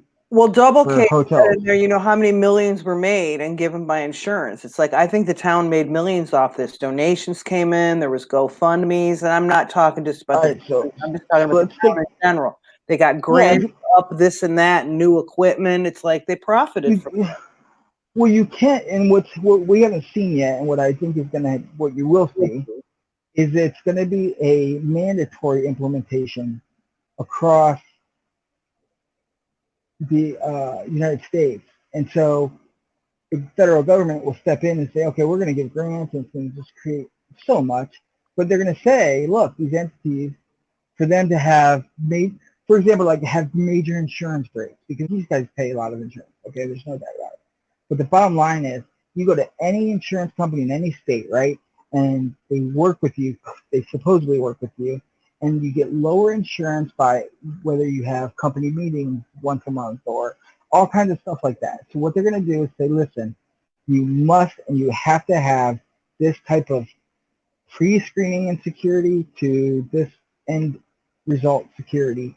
And we're going to go ahead and governmentally grant and fund a huge portion of this for the first 5 years. And then after that, you know, something to that effect.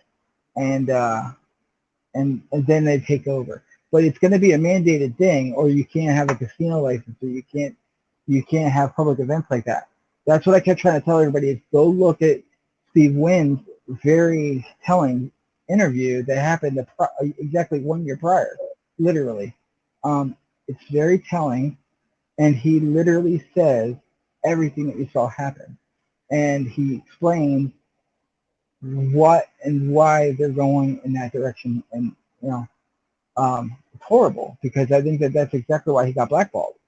He did get blackballed when he gave the interview right after the shooting. It's like, boom, they got rid of him quick. Yeah, but I'm talking about the first interview was so telling, but no one knew, you know, no one sitting there watching this interview saying, okay, this guy Steve, he's gonna he's the next Miss Cleo, and he's gonna be accurate with what he's saying. But he was really damn accurate. I mean, I encourage everybody to go look it up, you know. I don't want to get too far off the hallway and the rooms, but that's important to know, especially when it comes down to the MAC Convention Center, because they're the ones that built the actual sheriff's office that you see that's huge and beautiful. Well, the convention center that was used for one night, there's a huge story behind it. It was not for any other day or use. All the award shows happen over at the Wynn property.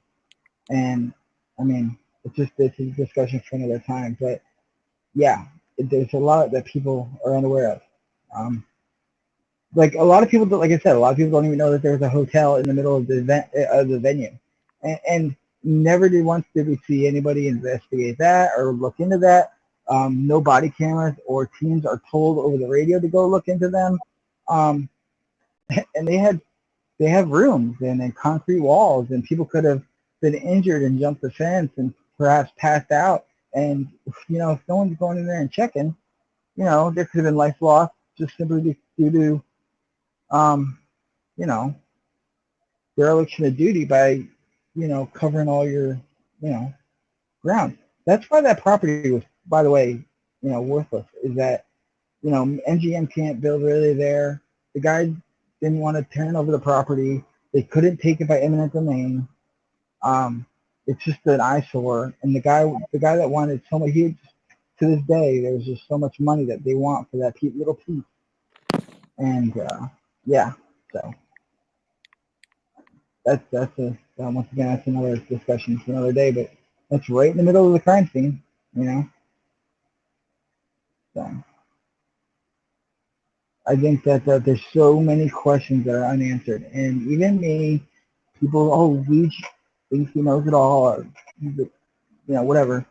Well, I applied my time. I see the same BS as everyone else. There's a lot of legit things, but I think that without hearing the answers from those agencies who we pay to do the investigation, are they really answers at that point? No, not really. I mean, not unless you can prove it. It's we as Americans who pay for these services. I don't live in Vegas, but boy, if I did, I would demand more from my government, my local government. And unfortunately, I think that people that live there realize that what is said by your officials and what they want is what goes. You don't have a choice. Steve Sisolak is the biggest scumbag on earth, and I can't stand Sisolak. Before all this, I mean, he was before all this. Okay, he was taking property and giving it to the Cooley family, as well as Paddock, and he was rezoning property into smaller parcels and converting how it's zoned to increase the value of the property, and then it gets transferred to the same, the property owners, the new property owners, aka Steven and other families and Cooley's, and those people they gifted this property over, like the Cooley family gifted it over to all their friends and family over in New York, and it's just like, what did Steve get from that? It makes you wonder what's split under the table. He's just a bona fide piece of crap. In Nevada, once again, if the people who live there are not happy with what the results were, or not happy with their local government, they're the only ones that can either try to implement change or move if you're not happy, I guess. But they're not even screaming for justice. It's like they voted Sisolak in, Lombardo got reelected. It's like the people that live there, I don't think have questioned.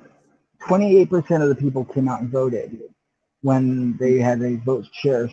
Lombardo's second, that term, and yeah, it showed that only 28% of the local people on their tax roll came out and voted. Now, I'm one of those people that just say, when I was younger, I was like, my vote's pointless because my vote's not going to change anything. The truth is, though, your vote is so important. It is. It's so important. Yeah. Whether you think it's going to change anything or not, it's something that in your heart, you know what you got to do. And if you're too scared, or you think that even though how corrupt your local government may be, and you think that your vote is just simply not going to matter, and in that case, clearly it didn't, because Joe Lombardo is, back there. I'm sure all the casinos have all kinds of pull. I mean, I Well, think the it's casinos totally. I think run it's hard to that. understand, huh? I think the casinos run the town. Absolutely, and I think a lot of people, even myself, like where I live, the closest casino would be like Hard Rock, Tampa. There's an Indian casino in Fort Myers, and so like I'm an hour and a half away from casinos, and our casinos there's profit sharing with the Native Americans or Seminole tribes and stuff like that, and it's totally different. But when you have a city that literally functions through casinos and money like that and tourism, uh, I think it's a whole different thing. Like I think I think for someone, an outsider, to try to understand the politics of it, I bet it would be very, very difficult. It's a totally different type of game, and the winner is goes with the money, which would be the casino. What the casinos say and do is what goes. For example, look how they got exposed with all the back lines. Like if you're an elite high roller, you have special backline privileges, or even the backlines to an unrecorded emergency services and stuff. I mean, those phone calls that were made to the sheriff's office when 50,000 other calls are coming in at the same minute, but they get right through and they're like, hey, Mandalay Bay. Um, it wasn't like there was a delay picking up their phone. They had the back line. That's how it was. I mean, that's what it is. Um, another real important thing to consider. I was sharing something with Edward the other night. Edward, did you ever discuss the casinos and how the very first, beyond even anyone's health, life, the first thing that the casinos do when that type of thing happens, they have to secure their money. And every casino has, I'm sure $1 to $10 million sitting right there on the floor. And it's not like they just throw it in bags and take it down the elevator. It doesn't work that way. And if you think that they don't have private dress clothes people holding rifles in their casinos, that would scare the shit out of anybody, you're crazy. That they do. They have that. Because the number one thing is to secure their assets. I mean, every single casino that has money on their floor, and you got your dealers. The dealers are checked. They don't. There's no games being played. The gun's held at the dealer, practically saying, "Empty your pockets, dude." I don't know. I don't know if there's going to be a person coming from the outside coming in to get our money. I don't know if there's somebody on the inside coming to get our money. But I know Joe, Schmo, and Bo, all right there dressed with khaki shorts and a rifle, they'll shoot the shit out of you if you try to touch our money until we get it secured. And so when all these phone calls come into 911 and you hear, oh, did you see the shooter? No, but I keep hearing people screaming about people with a gun in the casino. They're not there to shoot anybody because no one, it's not like they're being robbed. They're just securing their money. And it takes time. It's not like you could just count a couple $1 million and secure it and log it, um, and detail it and then take it and secure it. And then that doesn't happen instantly. It takes time. And so during that time, the safest way possible for those casinos who run that town to secure their asset is, oh, what's your name? Yeah, stay the F in place. Just give me your cell phone and your name. Don't move. Don't you move. Tell the 30 people that are with you, don't move.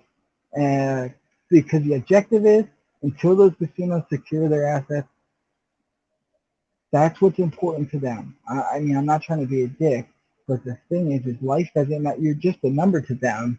That's how they operate. And yeah.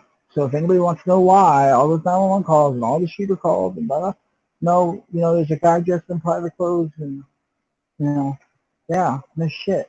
because you're not supposed to know Michelle he's a security Gretchen guy. is saying that there was 911 calls with shooters' descriptions, and she's pretty much the expert on the 911 calls. So how does that fit in with your theory? Well, for example, I mean, there's a lot where they didn't take it. They called them the shooter, but if there was no shot taken or you didn't see a shot taken or a shot heard, but he's holding a gun, he's considered to be a shooter. And I think that could be very, I think that could be very, and then when that's being told by somebody who's in fear and panicking, I think that could get taken to different levels. I'm not trying to justify anything. I'm just simply implying that there's a part of what you see unfolding that can be misconstrued because of the normal way that they have to handle this when there is an event like that. They don't know if they're being robbed from the outside or the inside. They don't know, and they don't care. They just know that they're going to protect their asset, period. Whether they have to take your life or not, you're not coming to take their money. And so, yeah, they all have security teams. They have private-looking dressed citizens in khaki shorts and Tommy Hilfiger t-shirts holding a friggin' rifle. I mean, you're not supposed to know he's a security guy. He's going to walk around and check you. You know what I mean? That's the name of the game. And so when all hell breaks loose and you got a caller saying, there's a shooter in the casino. Well, no, he's a guy holding a gun. He's not necessarily a shooter. So Okay, I like think a diversion so they can get their money put away. that's the number one thing, Truth Seeker. That's the number one thing. That's the most important thing to any casino. Their money, their money's insured. Not to that level. They're self-insured. That's what self-insurance. That's where the term self-insurance came from. It's those kind of Fortune 500 companies. They're all self-insured. It's like, you know, I think that there's a whole side of it that people don't see, and I think that when people are really in fear, people were in fear. I feel horrible for these people, especially when those that were in the venue did hear and see things that I wish to never see in my lifetime. But you know, I think that when you're in fear and panic, and you make a phone call to that, yeah, a guy holding a gun to me would be a shooter, but you're not thinking like, oh yeah, maybe that's just like private security, because you know damn well, depending on the casino, I mean, I don't know the protocols, but if you need the public to react the way that you want them to, get the hell down until we're done handling our business.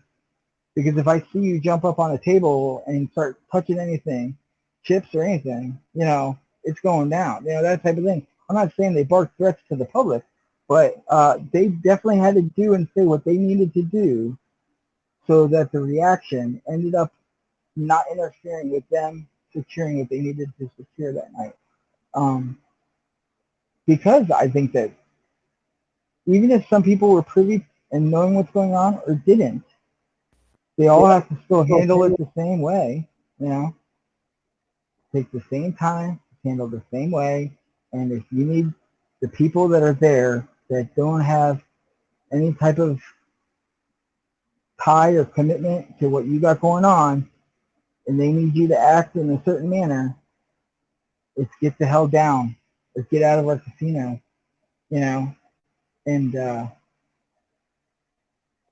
that's just my thought, And if shit was going down, like unfortunately, God rest his soul, Hartfield, but with his cell phone in the casino, Mandalay Bay, I think that some other stuff went down, especially in that corridor, and say private, regular dress security that was basically holding down the casino until they secured what they got to secure, and then you have an undercover off-duty police officer that's trying to do what he's got to do, and there's conflict. I mean, God, I wish I knew what happened there. I think that there could be slips of the trigger all over the place. And who knows? I don't know. But there's some really questionable stuff. Hartfield's out there saving lives, and his cell phone's on the floor of the casino. I just don't know. Was there an accident that we're not being told about? Was there, could be, what happens in Vegas stays in Vegas, and it is what it is. It, I know we got off the topic of the Fort rooms, and I'm sorry, I didn't do that. No, I like listening to you talk because you don't come on live very much, and I know on the phone you always. It's a big deal. Yeah, and a lot of people don't. People try too hard sometimes. I was trying to tell Edward that too. Is sometimes when you're doing these investigations, people do try to do their best, and they do. And I made so many errors, and when I double and triple check my stuff, I've debunked myself and refixed it and redebunked myself. It was crazy. But I'm not going to say her name, but there was a certain person who had helped me out, and she was getting into the whole zooming in the photo thing. And she was freaking out. 3 o'clock in the morning, she was calling me up crazy. So she saw what appears to be 2 guys holding guns in this photo zoomed in. And did it look like it? Absolutely. But I asked her, where did you get this photo from? Can you unzoom it somehow? Did you zoom it in? She's like, yeah, I zoomed it in and blah, blah, blah. So please send me the original photo. So she sent me the original photo, and it's 2 people standing in front of a palm tree with Christmas lights going up the palm tree. She zoomed into a 1-inch Christmas light, and that's what we saw. And it literally looked like 2 guys holding a gun. And what she's looking at, because she's trying too hard, was simply a light bulb and the shadows within it. I mean, that's how certain things can, when you're trying so hard and you're investigating and you're researching, you could do it till you get sick, and you start seeing things. You start seeing things that you want to believe and see. So when you really want to see another shooter, like, you will find a way to see another shooter. So it just takes time. Like your mind will play tricks on you. It is that. It's true. It really is. And once again, this all comes from a void that the PD put onto the public by not answering certain questions in depth, and it made for people were intrigued, people wanted answers, people were hurt, and people were looking wherever they had to look, and it literally caused people to see and change their minds and publicly misspeak about certain things. And once again, I mean, I've been wrong many times. No one's going to tell me how wrong I have been. But I also I double checked myself many times. Like, I can't tell you how many times I double checked the powder issue till I drove me crazy. I know that the white powder issue is right now the only unarguable evidence that shows something that is impossible chronologically, and it was gathered from what they claimed as evidence from their own equipment. So what they deemed as evidence from their own equipment is what proves that somehow photographic evidence as we see it today is false. And I mean, I can show that until I know that if I was to break that down somehow in a question to Joe Lombardo, someone's getting fired because there's no way that can happen. You can't have a clean crime scene at the time that your weapons are collected and marked. And a lot of people found things. I'm thankful. Even if they're wrong, they've applied that. So, like, people could sit there and give Hoover hell, but the thing is, you gotta respect the guys. You may not respect the guy's views, but his fortitude and his willingness to stick with his investigation and theory. And I mean, he's not a dummy, and he fully believes what he sees, and he's damn sure put a lot of time in it, and so more time than most, you know. And so whether he's right or wrong, you know, the guys, you got. I sit back and say, you know, I respect it. I do. Because I think that I have a lot of stuff that a lot of people don't know. I just haven't shared it yet. Yeah. Well, please share. Well, I'd take multiple days and stuff. It wouldn't be appropriate tonight. But I mean, I'm a blabbermouth anyway, so I'm sure I'm gonna get shit for coming on here, and like I always do. But like, Well, I everyone can't. to come on and talk about their opinions. You know, it's like you're not shoving anything down anyone's throat, telling them facts. And, you know, we're not having any drama. There's people in the chat that are disagreeing, but they're all getting along, you know, for the most part. So I So think the day that the photos, the day that the photos came out, I made a phone call over to Joe, according to Joe, and someone else.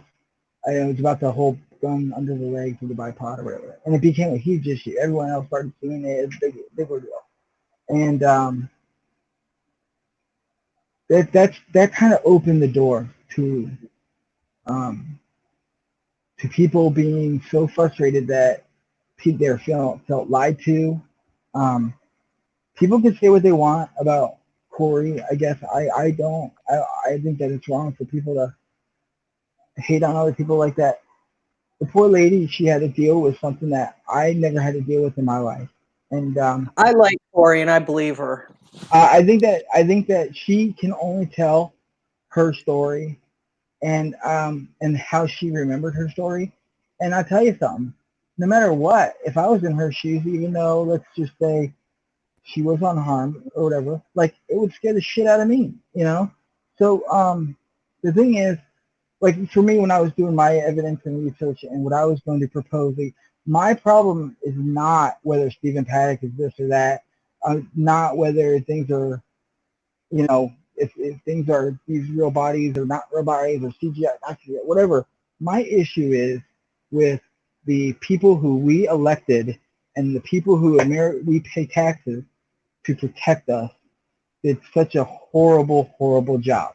That's where I have my issues with. And I will always have my issues with that. That's where I stand in my investigation and my research. It was never about anything other than them, because they're the ones that we are supposed to listen to. They're the ones that we're supposed to look to for help, savior, whatever. And I think that night and what we've been told doesn't match up, and it's unfair to the American people. And that sucks. That sucks really, really bad for the people. You know, that's where my issues are. So when people ask me, oh, you know, do you believe that that's really Melissa Ramirez? Whether I believe that's Melissa Ramirez or not, that doesn't matter. It's the fact that they didn't take that as an evidence. It's not fair to the families. It's not fair to the investigation for them to not consider that as a crime scene and to document the crime scene. There's just so much to it that I don't want to get into a big high debate about it, but all of it falls on what the American people got for what the American people expect from those who we pay to protect them. And that's a shame. Because it's bad. It's really bad. Going back to the crime scene, I saw something for the first time probably 3 months ago. I noticed that the razor knife between his legs and the razor knife folding down the letter on the little table, 2 different razor knives, but you only hear about the one.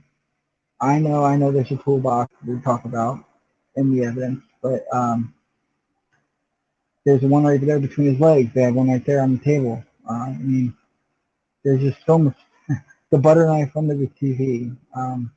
My thoughts on that. You don't see any other utensils or you don't see any other plates that had half-eaten food other than what's on the cart. for some reason, I think that butter knife, how you pick a door. If you can't go through a door and you're claiming you donkey kicked it with your partner, and you think it's solid wood when it's really nothing but drywall and fiberglass, one sheet of fiberglass over top of it, like, what are you going to do? Try to pick the door? Was Paddock trying to pick the door back to the wind? I mean, there's so much stuff that people could. There's so many unanswered questions that people sit there and, oh, I think I got it. I mean, I guess it's a good argument, but we'll never know. We'll never know if it was used right there to try to somehow shimmy and pick the door open because it simply locked itself shut. Hey, give me a butter knife. I got to get back in the 134. I forgot to grab something. It's that kind of stupid, silly shit that it simply could have been that. The whole talk about the door after the breach. I mean, yeah, that's the main freeway in and out of that room, and you're going to have hundreds of investigators and people. You're not going to duck under some half-assed door just because. I mean, I know that the other one could swing somewhat open, but yeah, you got to take it off the hinge and lay it on the ground. At that point, you can't just keep kicking it and breaking it and busting it. That's exactly why you see it the way it was. Is that how you're supposed to handle a crime scene? Nah, I wouldn't think so. I think that they contaminated and messed up that crime scene from the get-go. If it really was the crime scene. I mean, once again, I'm not trying to say that what we see is authentic or not, but from the evidence that I've gathered, I can show that what they're claiming as photographic evidence simply could not have happened chronologically. It just simply could not have happened. So, my opinion, though, may matter to some people who are interested in looking into it, but it's not going to change anything. It's going to subject me to criticism. It's going to subject me to, could destroy friendships. That, and it has. And that's why I try to tell people now, and I've gotten criticized for this too, is that try not to share my opinion necessarily versus what I could prove right or wrong according to the research. Because once you make certain opinions or videos and stuff, you're opening up a door that some people aren't ready to handle because you're going to get it. And it's not going to be a side of it that you're going to like. TIU. TIU, I think you're a funny guy, but there's a lot that I disagree with you on. And I know I'm not alone on that. But once again, though, these are your opinions, not mine. So, like, I'm not there to change your mind. I'll listen to what you got to say, but I'm not going to. No matter what I say, I'm not going to change your mind. So I think that people chastise other people for their opinions, and then they get upset because it's happening. Well, that's what happens on social media today, guys. And there's no stopping it. There's no particular reason that they should be forced to stop it. I mean, it's a social site that, it practically encourages it. So, those of you guys that make videos and live streams and give your strong opinion, you're subject to whatever lashing you get, it's gonna happen. You can do all the blocking you want. Look at what happened to me. I came out, I was friends with everybody, and gave so much information to so many channels, and then out of nowhere, people don't know that I have a prosthetic heart valve, getting a second prosthetic heart valve, going for my second surgery to replace the first one. They also have to remove half of my right lung, probably another rib, lock-related pleural infusion. I got a lot of issues going on in my health. I might not live through my next surgery, which is supposed to happen at the end of this year, apparently. But I mean, apparently I have fake GoFundMe, and it's just all because I started sharing in conversation and giving my opinion, and talked and asked for certain things from friends, and then boom, there's the counter. There's the counter reaction from people who just simply were not happy with what they want to hear. And so I see it today with Edward, you, Truth Seeker. You've gotten you're a glutton for your own. I mean, you put out so much stuff that you could put out the same exact thing Mr. Burgundy can put out. You're hated for it and he's loved for it. I mean, Well, people have gotten too personal. Facts. That's facts right there. Yeah. yeah, Like, if you absolutely. don't like what's on somebody's channel, don't watch it. But I agree with you. I've put out the exact same stuff as some other people, Uh-huh. and they'll listen to them. And to me, it's like the people that don't like me are just going to complain about my stuff and rip it apart. And it's like, well, wait a minute. I just saw you in so-and-so's live stream and you agreed with what I just said. So it's Yeah. like people have made it personal. Yeah, I tried, in the beginning, I tried my best to pick and choose who I talked to. I remember when I first reached out to Matt Gilmore. Matt was very standoffish. I know Matt was like, he didn't want to talk too much. He didn't know what direction to go. Remember the cat? The cat was we talked about the cat a little bit, but I'm glad, Matt, that you're involved where you're at now, and you can show empathy. You can be sympathetic to those who suffer and care, but you can also see certain things for what they really are. I mean, and a lot of it, you're looking at it saying, oh man, either the PD has something that they're not showing us, or that's absolute bullshit. Because Well, that couldn't thanks, have happened. Ouija. I appreciate that. Yeah, man, it is what it is, you know.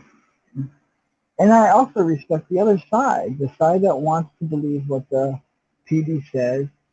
I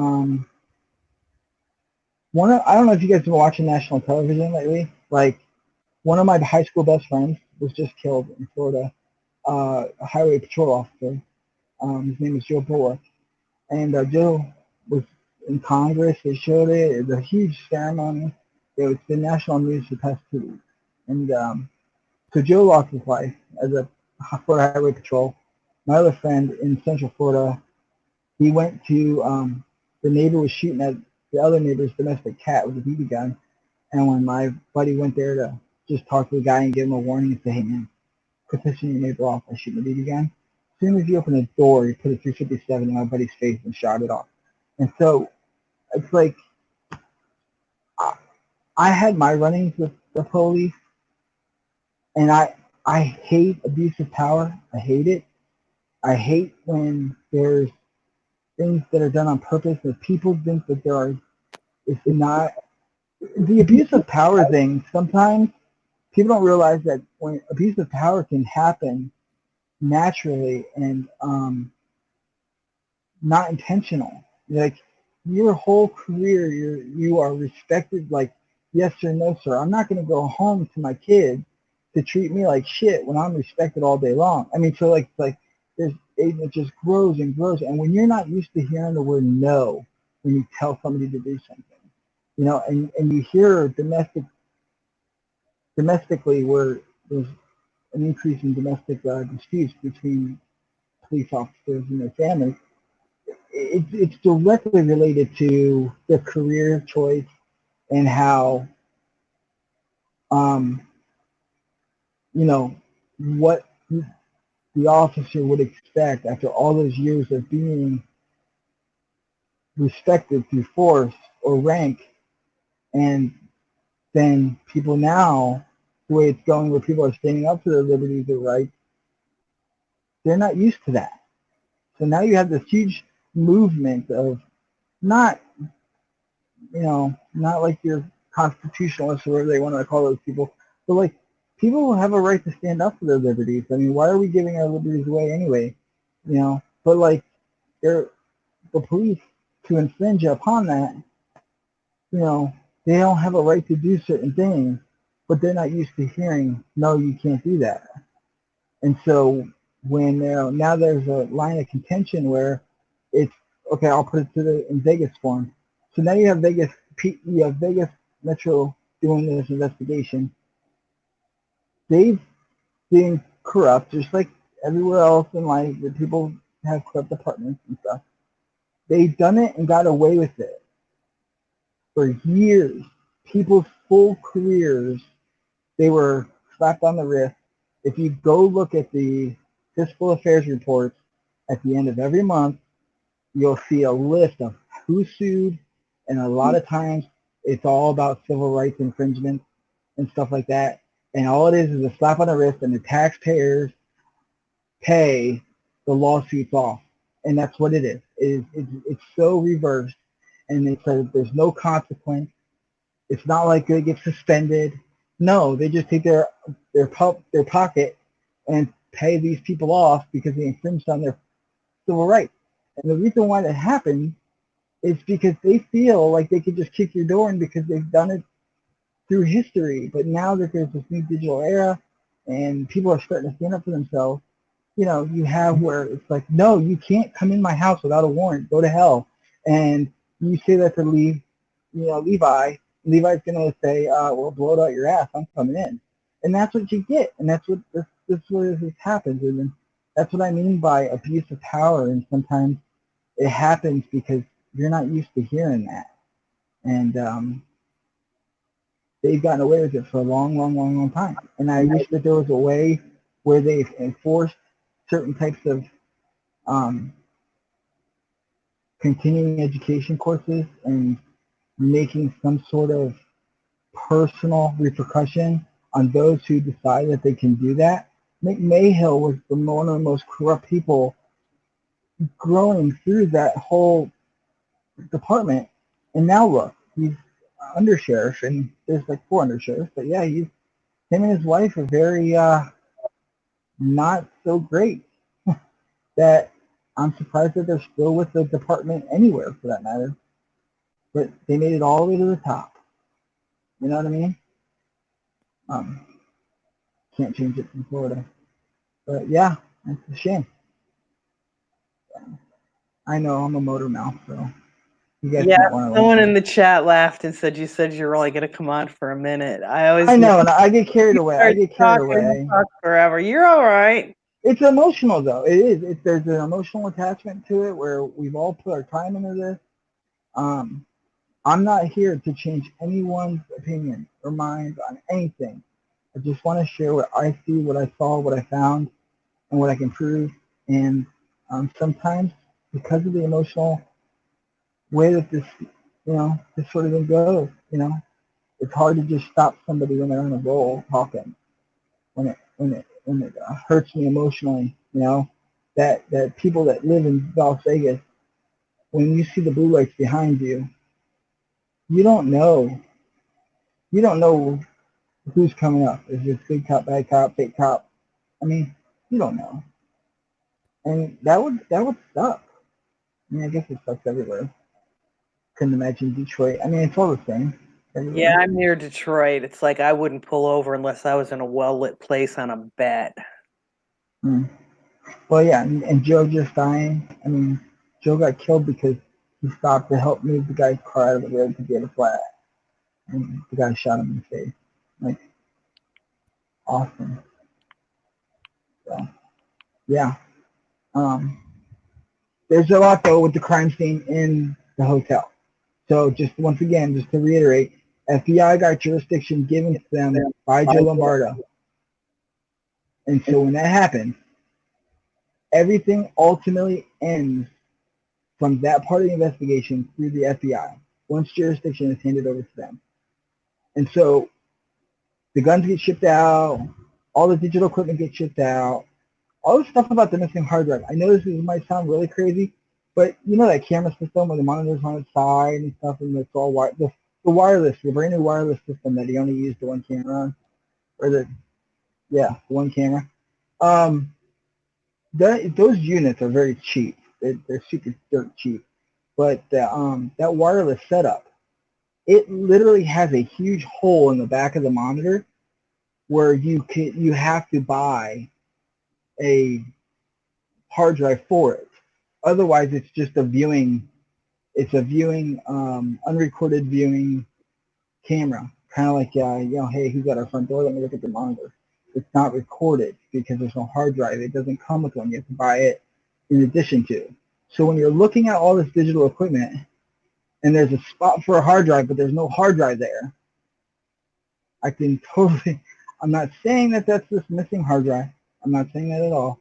But I can totally see if we want to stick with the pattern of oddities and confusing information coming out of the investigative side of things, I could totally see where that could be misconstrued as the missing hard drive. But, you know, once again, we'll never know. There's 2 cameras over 2 people. There's a lot. So maybe next time we come on, I'll have if you guys can give me like a time and a date, I'll write down specific only to talk about those types and topics for discussion and what I know about those, whether it's paddock history, which I really didn't look much into. I mean, just as much, I guess, as anybody else.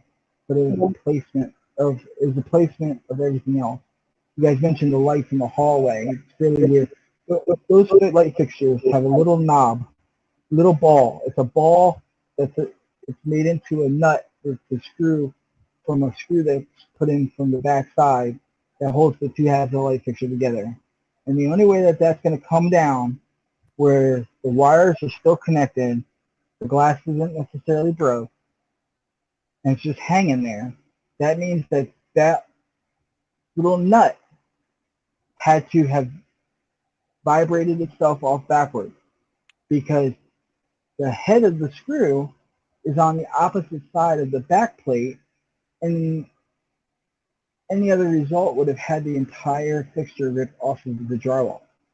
And then you guys think, okay, let's just go ahead and say that there was vibration enough from when they did the breach.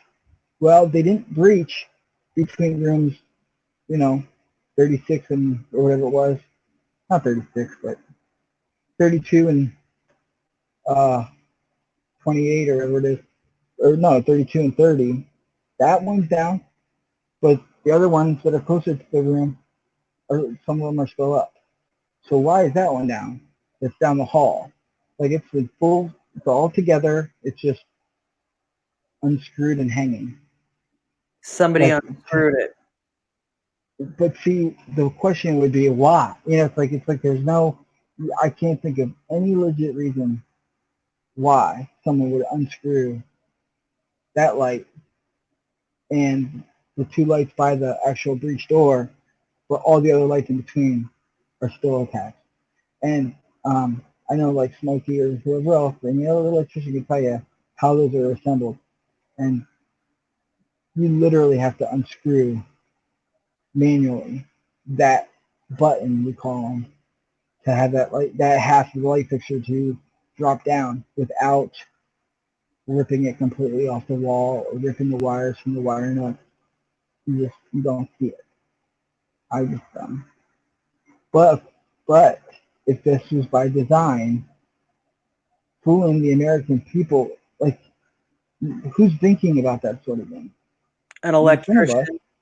Some of us, right? But when you're talking about the large population that is viewing this, they're worried about so much other stuff that they think what they see is always legit, and it's really not. It really doesn't work that way, Just like with the pins, I found the pins with the door being released. I mean, you could have simply just pushed the doors open. They were not engaged. I mean, I don't know how else to tell anybody that, but it's like you don't need the key when you just want to push them open. But if no one tried to push them open, I guess, then they wouldn't know. Because they do have a 2-pound automatic closer on it. So they're going to automatically close no matter what. And it's going to look like they're, pin shut. But anyway, I'm sorry that I went a little long, I guess. Well, if you want to come on again, Matt can only do this on Saturdays and Sundays. So anytime you want to do it, you just give us a date. Oh, I literally, I don't mind any date, as long as I'm feeling all right.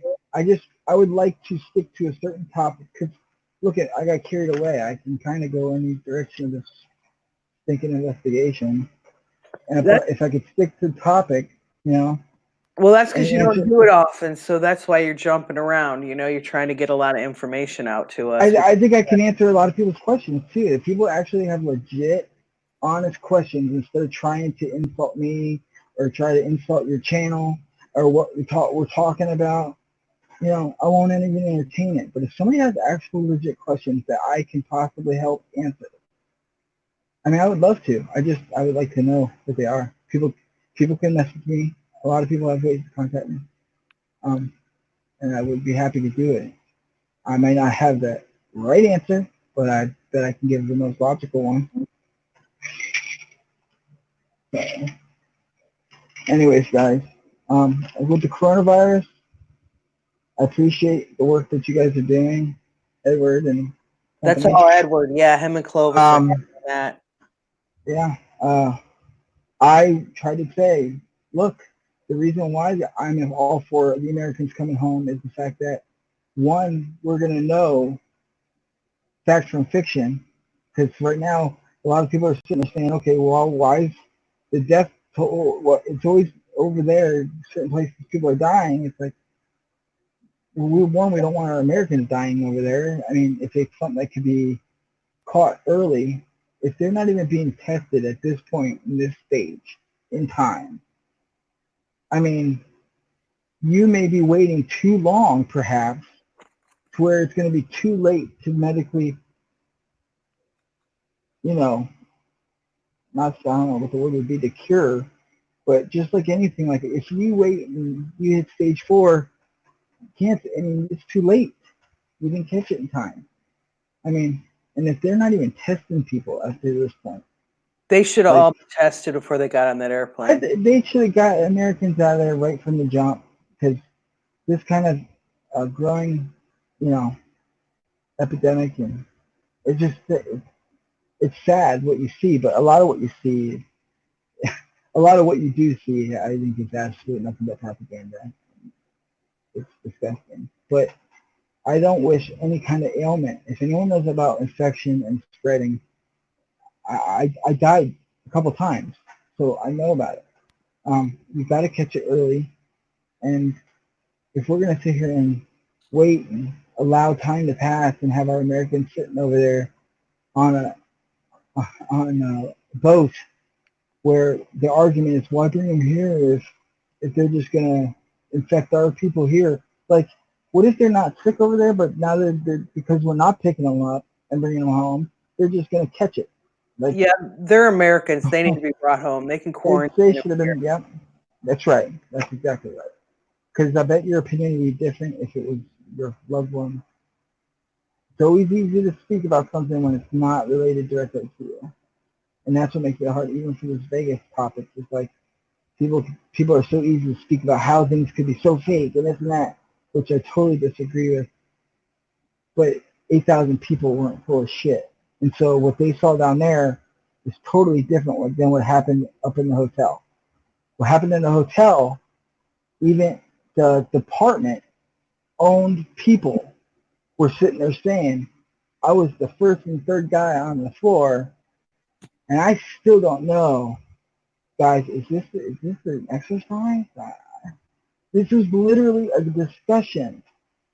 So the people on that floor who are privy to all the information are like 4 to 10 high brass people in the department, because the rest of the department that were actually on the 32nd floor still question what was unfolding in front of their own eyes and ears and smell and everything else that they had going on. But now down in the venue, it's a totally different thing. Down in the venue, you have the public, and they're seeing and hearing and smelling something completely different. And you're talking thousands of people that are seeing this and hearing this and smelling it right in front of their face. And so two different things, like they can't be farther apart. Because I think that what happened on the 32nd floor, I think that there's a reason why, in case you didn't see it, the 2 canine officers, and you hear them say, "Charge!" It's because he's yelling at Bitsko, because him and the other canine officer were supposed to be elbow to elbow, not letting anybody pass. In fact, when Corey Mickelson tried to get by, when Brett Brosnahan and Corey Mickelson walked by, you see Bitsko say, no, you can't. And those guys just went right past. Like, as if Bitsko was a little bitch boy, you know. And he's like, oh, okay. I mean, you see, it's on film. I mean, you watch it, and it's almost laughable because the SWAT team ain't stopping for shit. They know that they need to go in there, but Bitsko and David, it's their job. They're just standing at the door, not allowing anyone in. That was their job. That was their job, and that's why you hear the word Sarge being yelled, because Bitsko wanted to be over in the master bedroom and not protecting the door because people were coming in. That is my opinion, but I mean, it's an obvious one. So. Anyway, guys, sorry I talked to you off. You did great. Thanks for coming on. Yeah, just tell me a time and a date, and I'll write down whatever y'all want to hear or know about, and I'll share what I got. I will get into the powder thing in depth and what happened there, and definitely the O'Donnell issue, and That'd the Joe Lombardo. be great. Both of those topics. Yeah, the Joe Lombardo public service announcement about the discharge not happening in the same room as the deceased person, and then having to change the story back like that afternoon. So, yeah, there's a lot that I think that a lot of people would love to hear. But anyway, guys, I'm going to bed.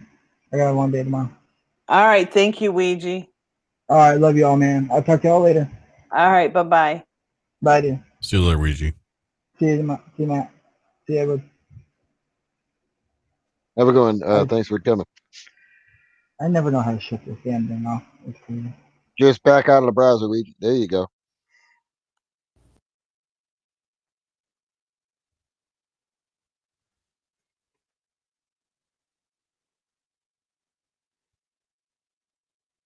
Are you guys all there still? Yeah, it's like dead air for a second. Well, I wasn't sure if you guys were still muted or not. No, What's up, Pat?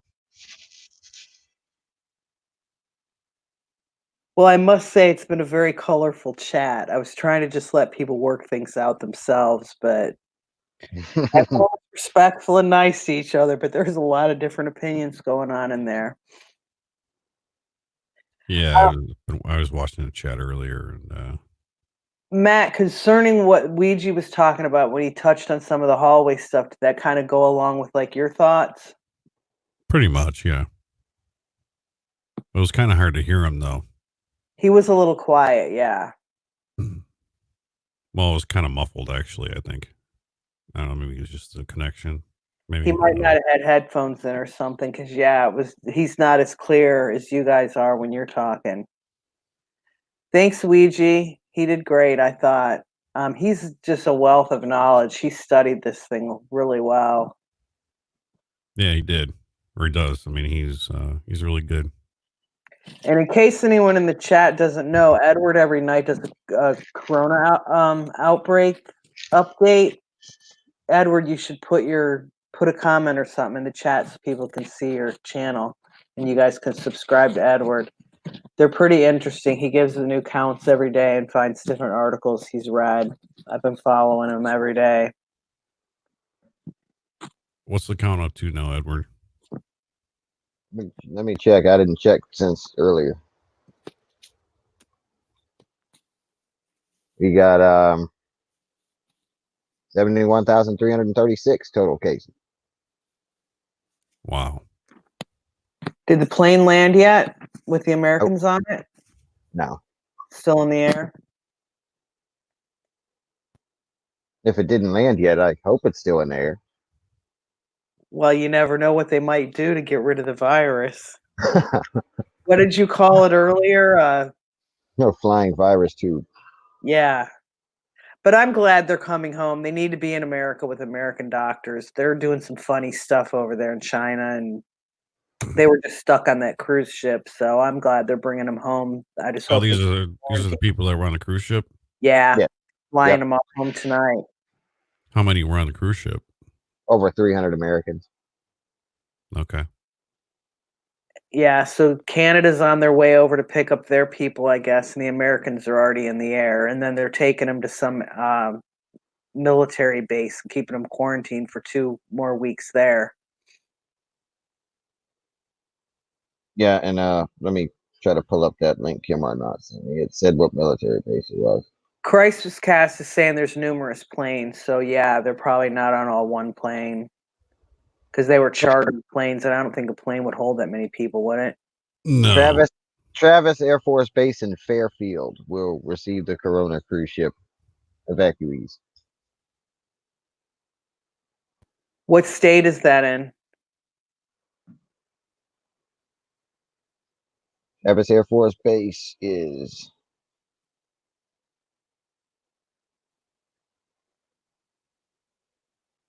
in, well, another one in California. I had heard that wherever they were landing them, then they were going to take them somewhere else to be quarantined. That was just where they were stopping, I guess, to gas back up or do whatever, and then they were going to ship them to another place. But the news Wow. changes daily, so I don't know for sure.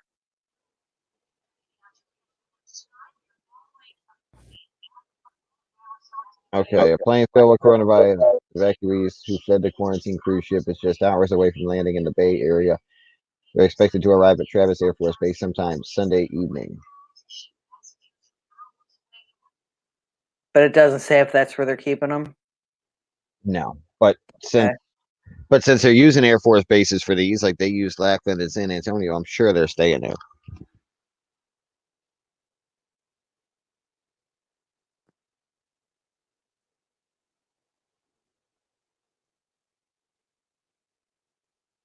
No, I have not yet, Ouija.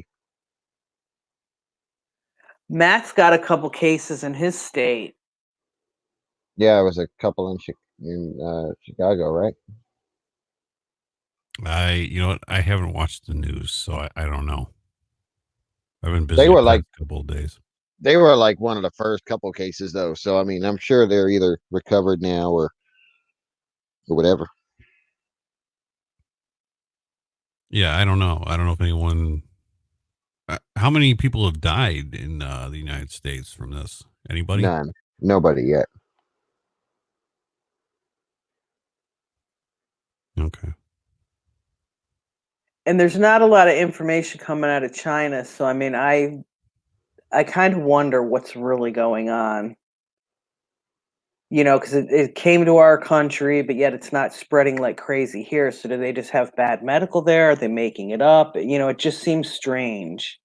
I don't Yeah, think I it don't really know. doesn't have a whole lot to do with bad medical, I don't think. I just think they're being overwhelmed. Like 11,000 of those cases are in serious or critical condition. They're going to spend their time taking care of them instead of the milder cases. Right. Crisis Cast said one American died in China, Yes, that is true. but none have died here. China's numbers are not correct. Are not accurate, though. I agree with Crisis Cast on that as well.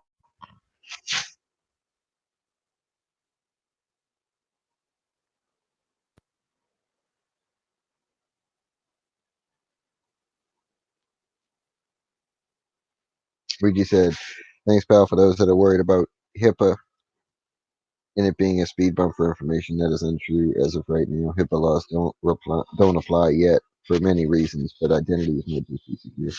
Yeah, Thumper, they're not going to give out the names. I mean, if somebody wants to give an interview on the news or talk on Twitter or YouTube, they could give their own name out, but it's like, I don't think the authorities are going to give anybody's name out. Especially when you get paranoid people that are like, oh, my neighbor has it. What if they're not better yet? And then people start to panic. So I don't think they'll list names.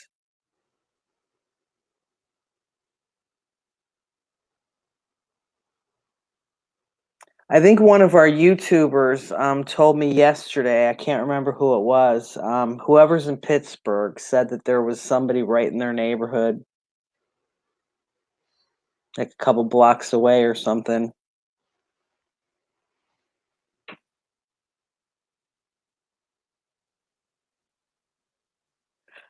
Christ says he knows a couple planning on boarding a cruise ship in the next couple days. My parents and my brother and sister-in-law are on a cruise ship right now. And I tried to talk to them. They're like, oh, we don't want to hear it. We don't want to hear it. It's like, I just hope that they get home safe. They're only going to Mexico, and then but they had to drive to LA to fly in and out. And then my brother and his wife are taking a road trip down to San Diego and driving all the way up the coast to San Francisco. And I'm just like, oh my God, what's wrong with these people? But I didn't want to sound like the crazy sister. So I was just like, yeah, sure, you really want to do this? You know, that virus is out there. So Well, are there a lot of people out in California that well, they're bringing all these ships and everything into San Diego and some into LAX, like different planes that they've brought in from other countries. mhm. And then there's a couple new cases, I think, up in San Diego, or not San Diego, I mean San Francisco, and up in Santa Clara County. So yeah, everywhere they're driving, they're just going to be cruising right on through. Yeah. Thumper challenge accepted. Carrie Mansicalco. Look up that Mansicalco. Carrie Mansicalco. Karey.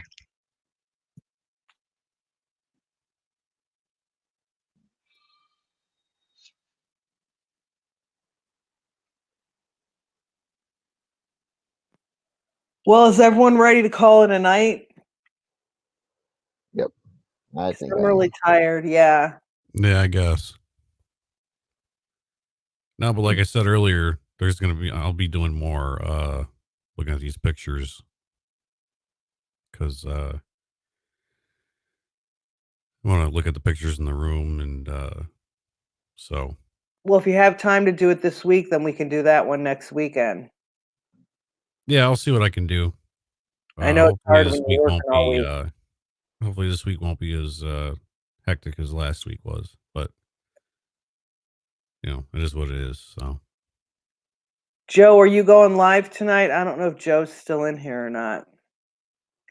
I want to thank everyone for being here. It was a really good chat. I'm really happy that everybody, even though a lot of people in the chat disagreed with stuff, everyone was pretty nice to each other, which is how it should be, drama-free. Everyone's allowed to have their opinion, but, you know, you have to be nice to everybody else. So I thought that was pretty good. So I want to thank everybody for that. we've got 37 people in here, so that's good.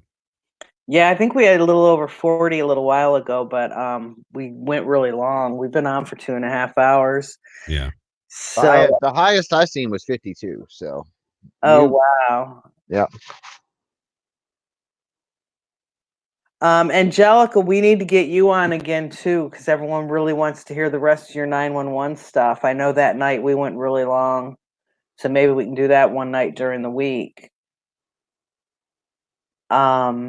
And don't forget, Edward does the update on the coronavirus every night, guys. So subscribe to his channel if you haven't already. And Joe didn't answer about if he's going live or not, so maybe he's not in here anymore. All You're right. welcome, Miss Dawn. I'm gonna bounce out of here though. Miss Dawn, thank you. And you're welcome. And thanks, Matt, for coming. And thanks for having me, True Seeker. And I'm gonna get the hell out of here.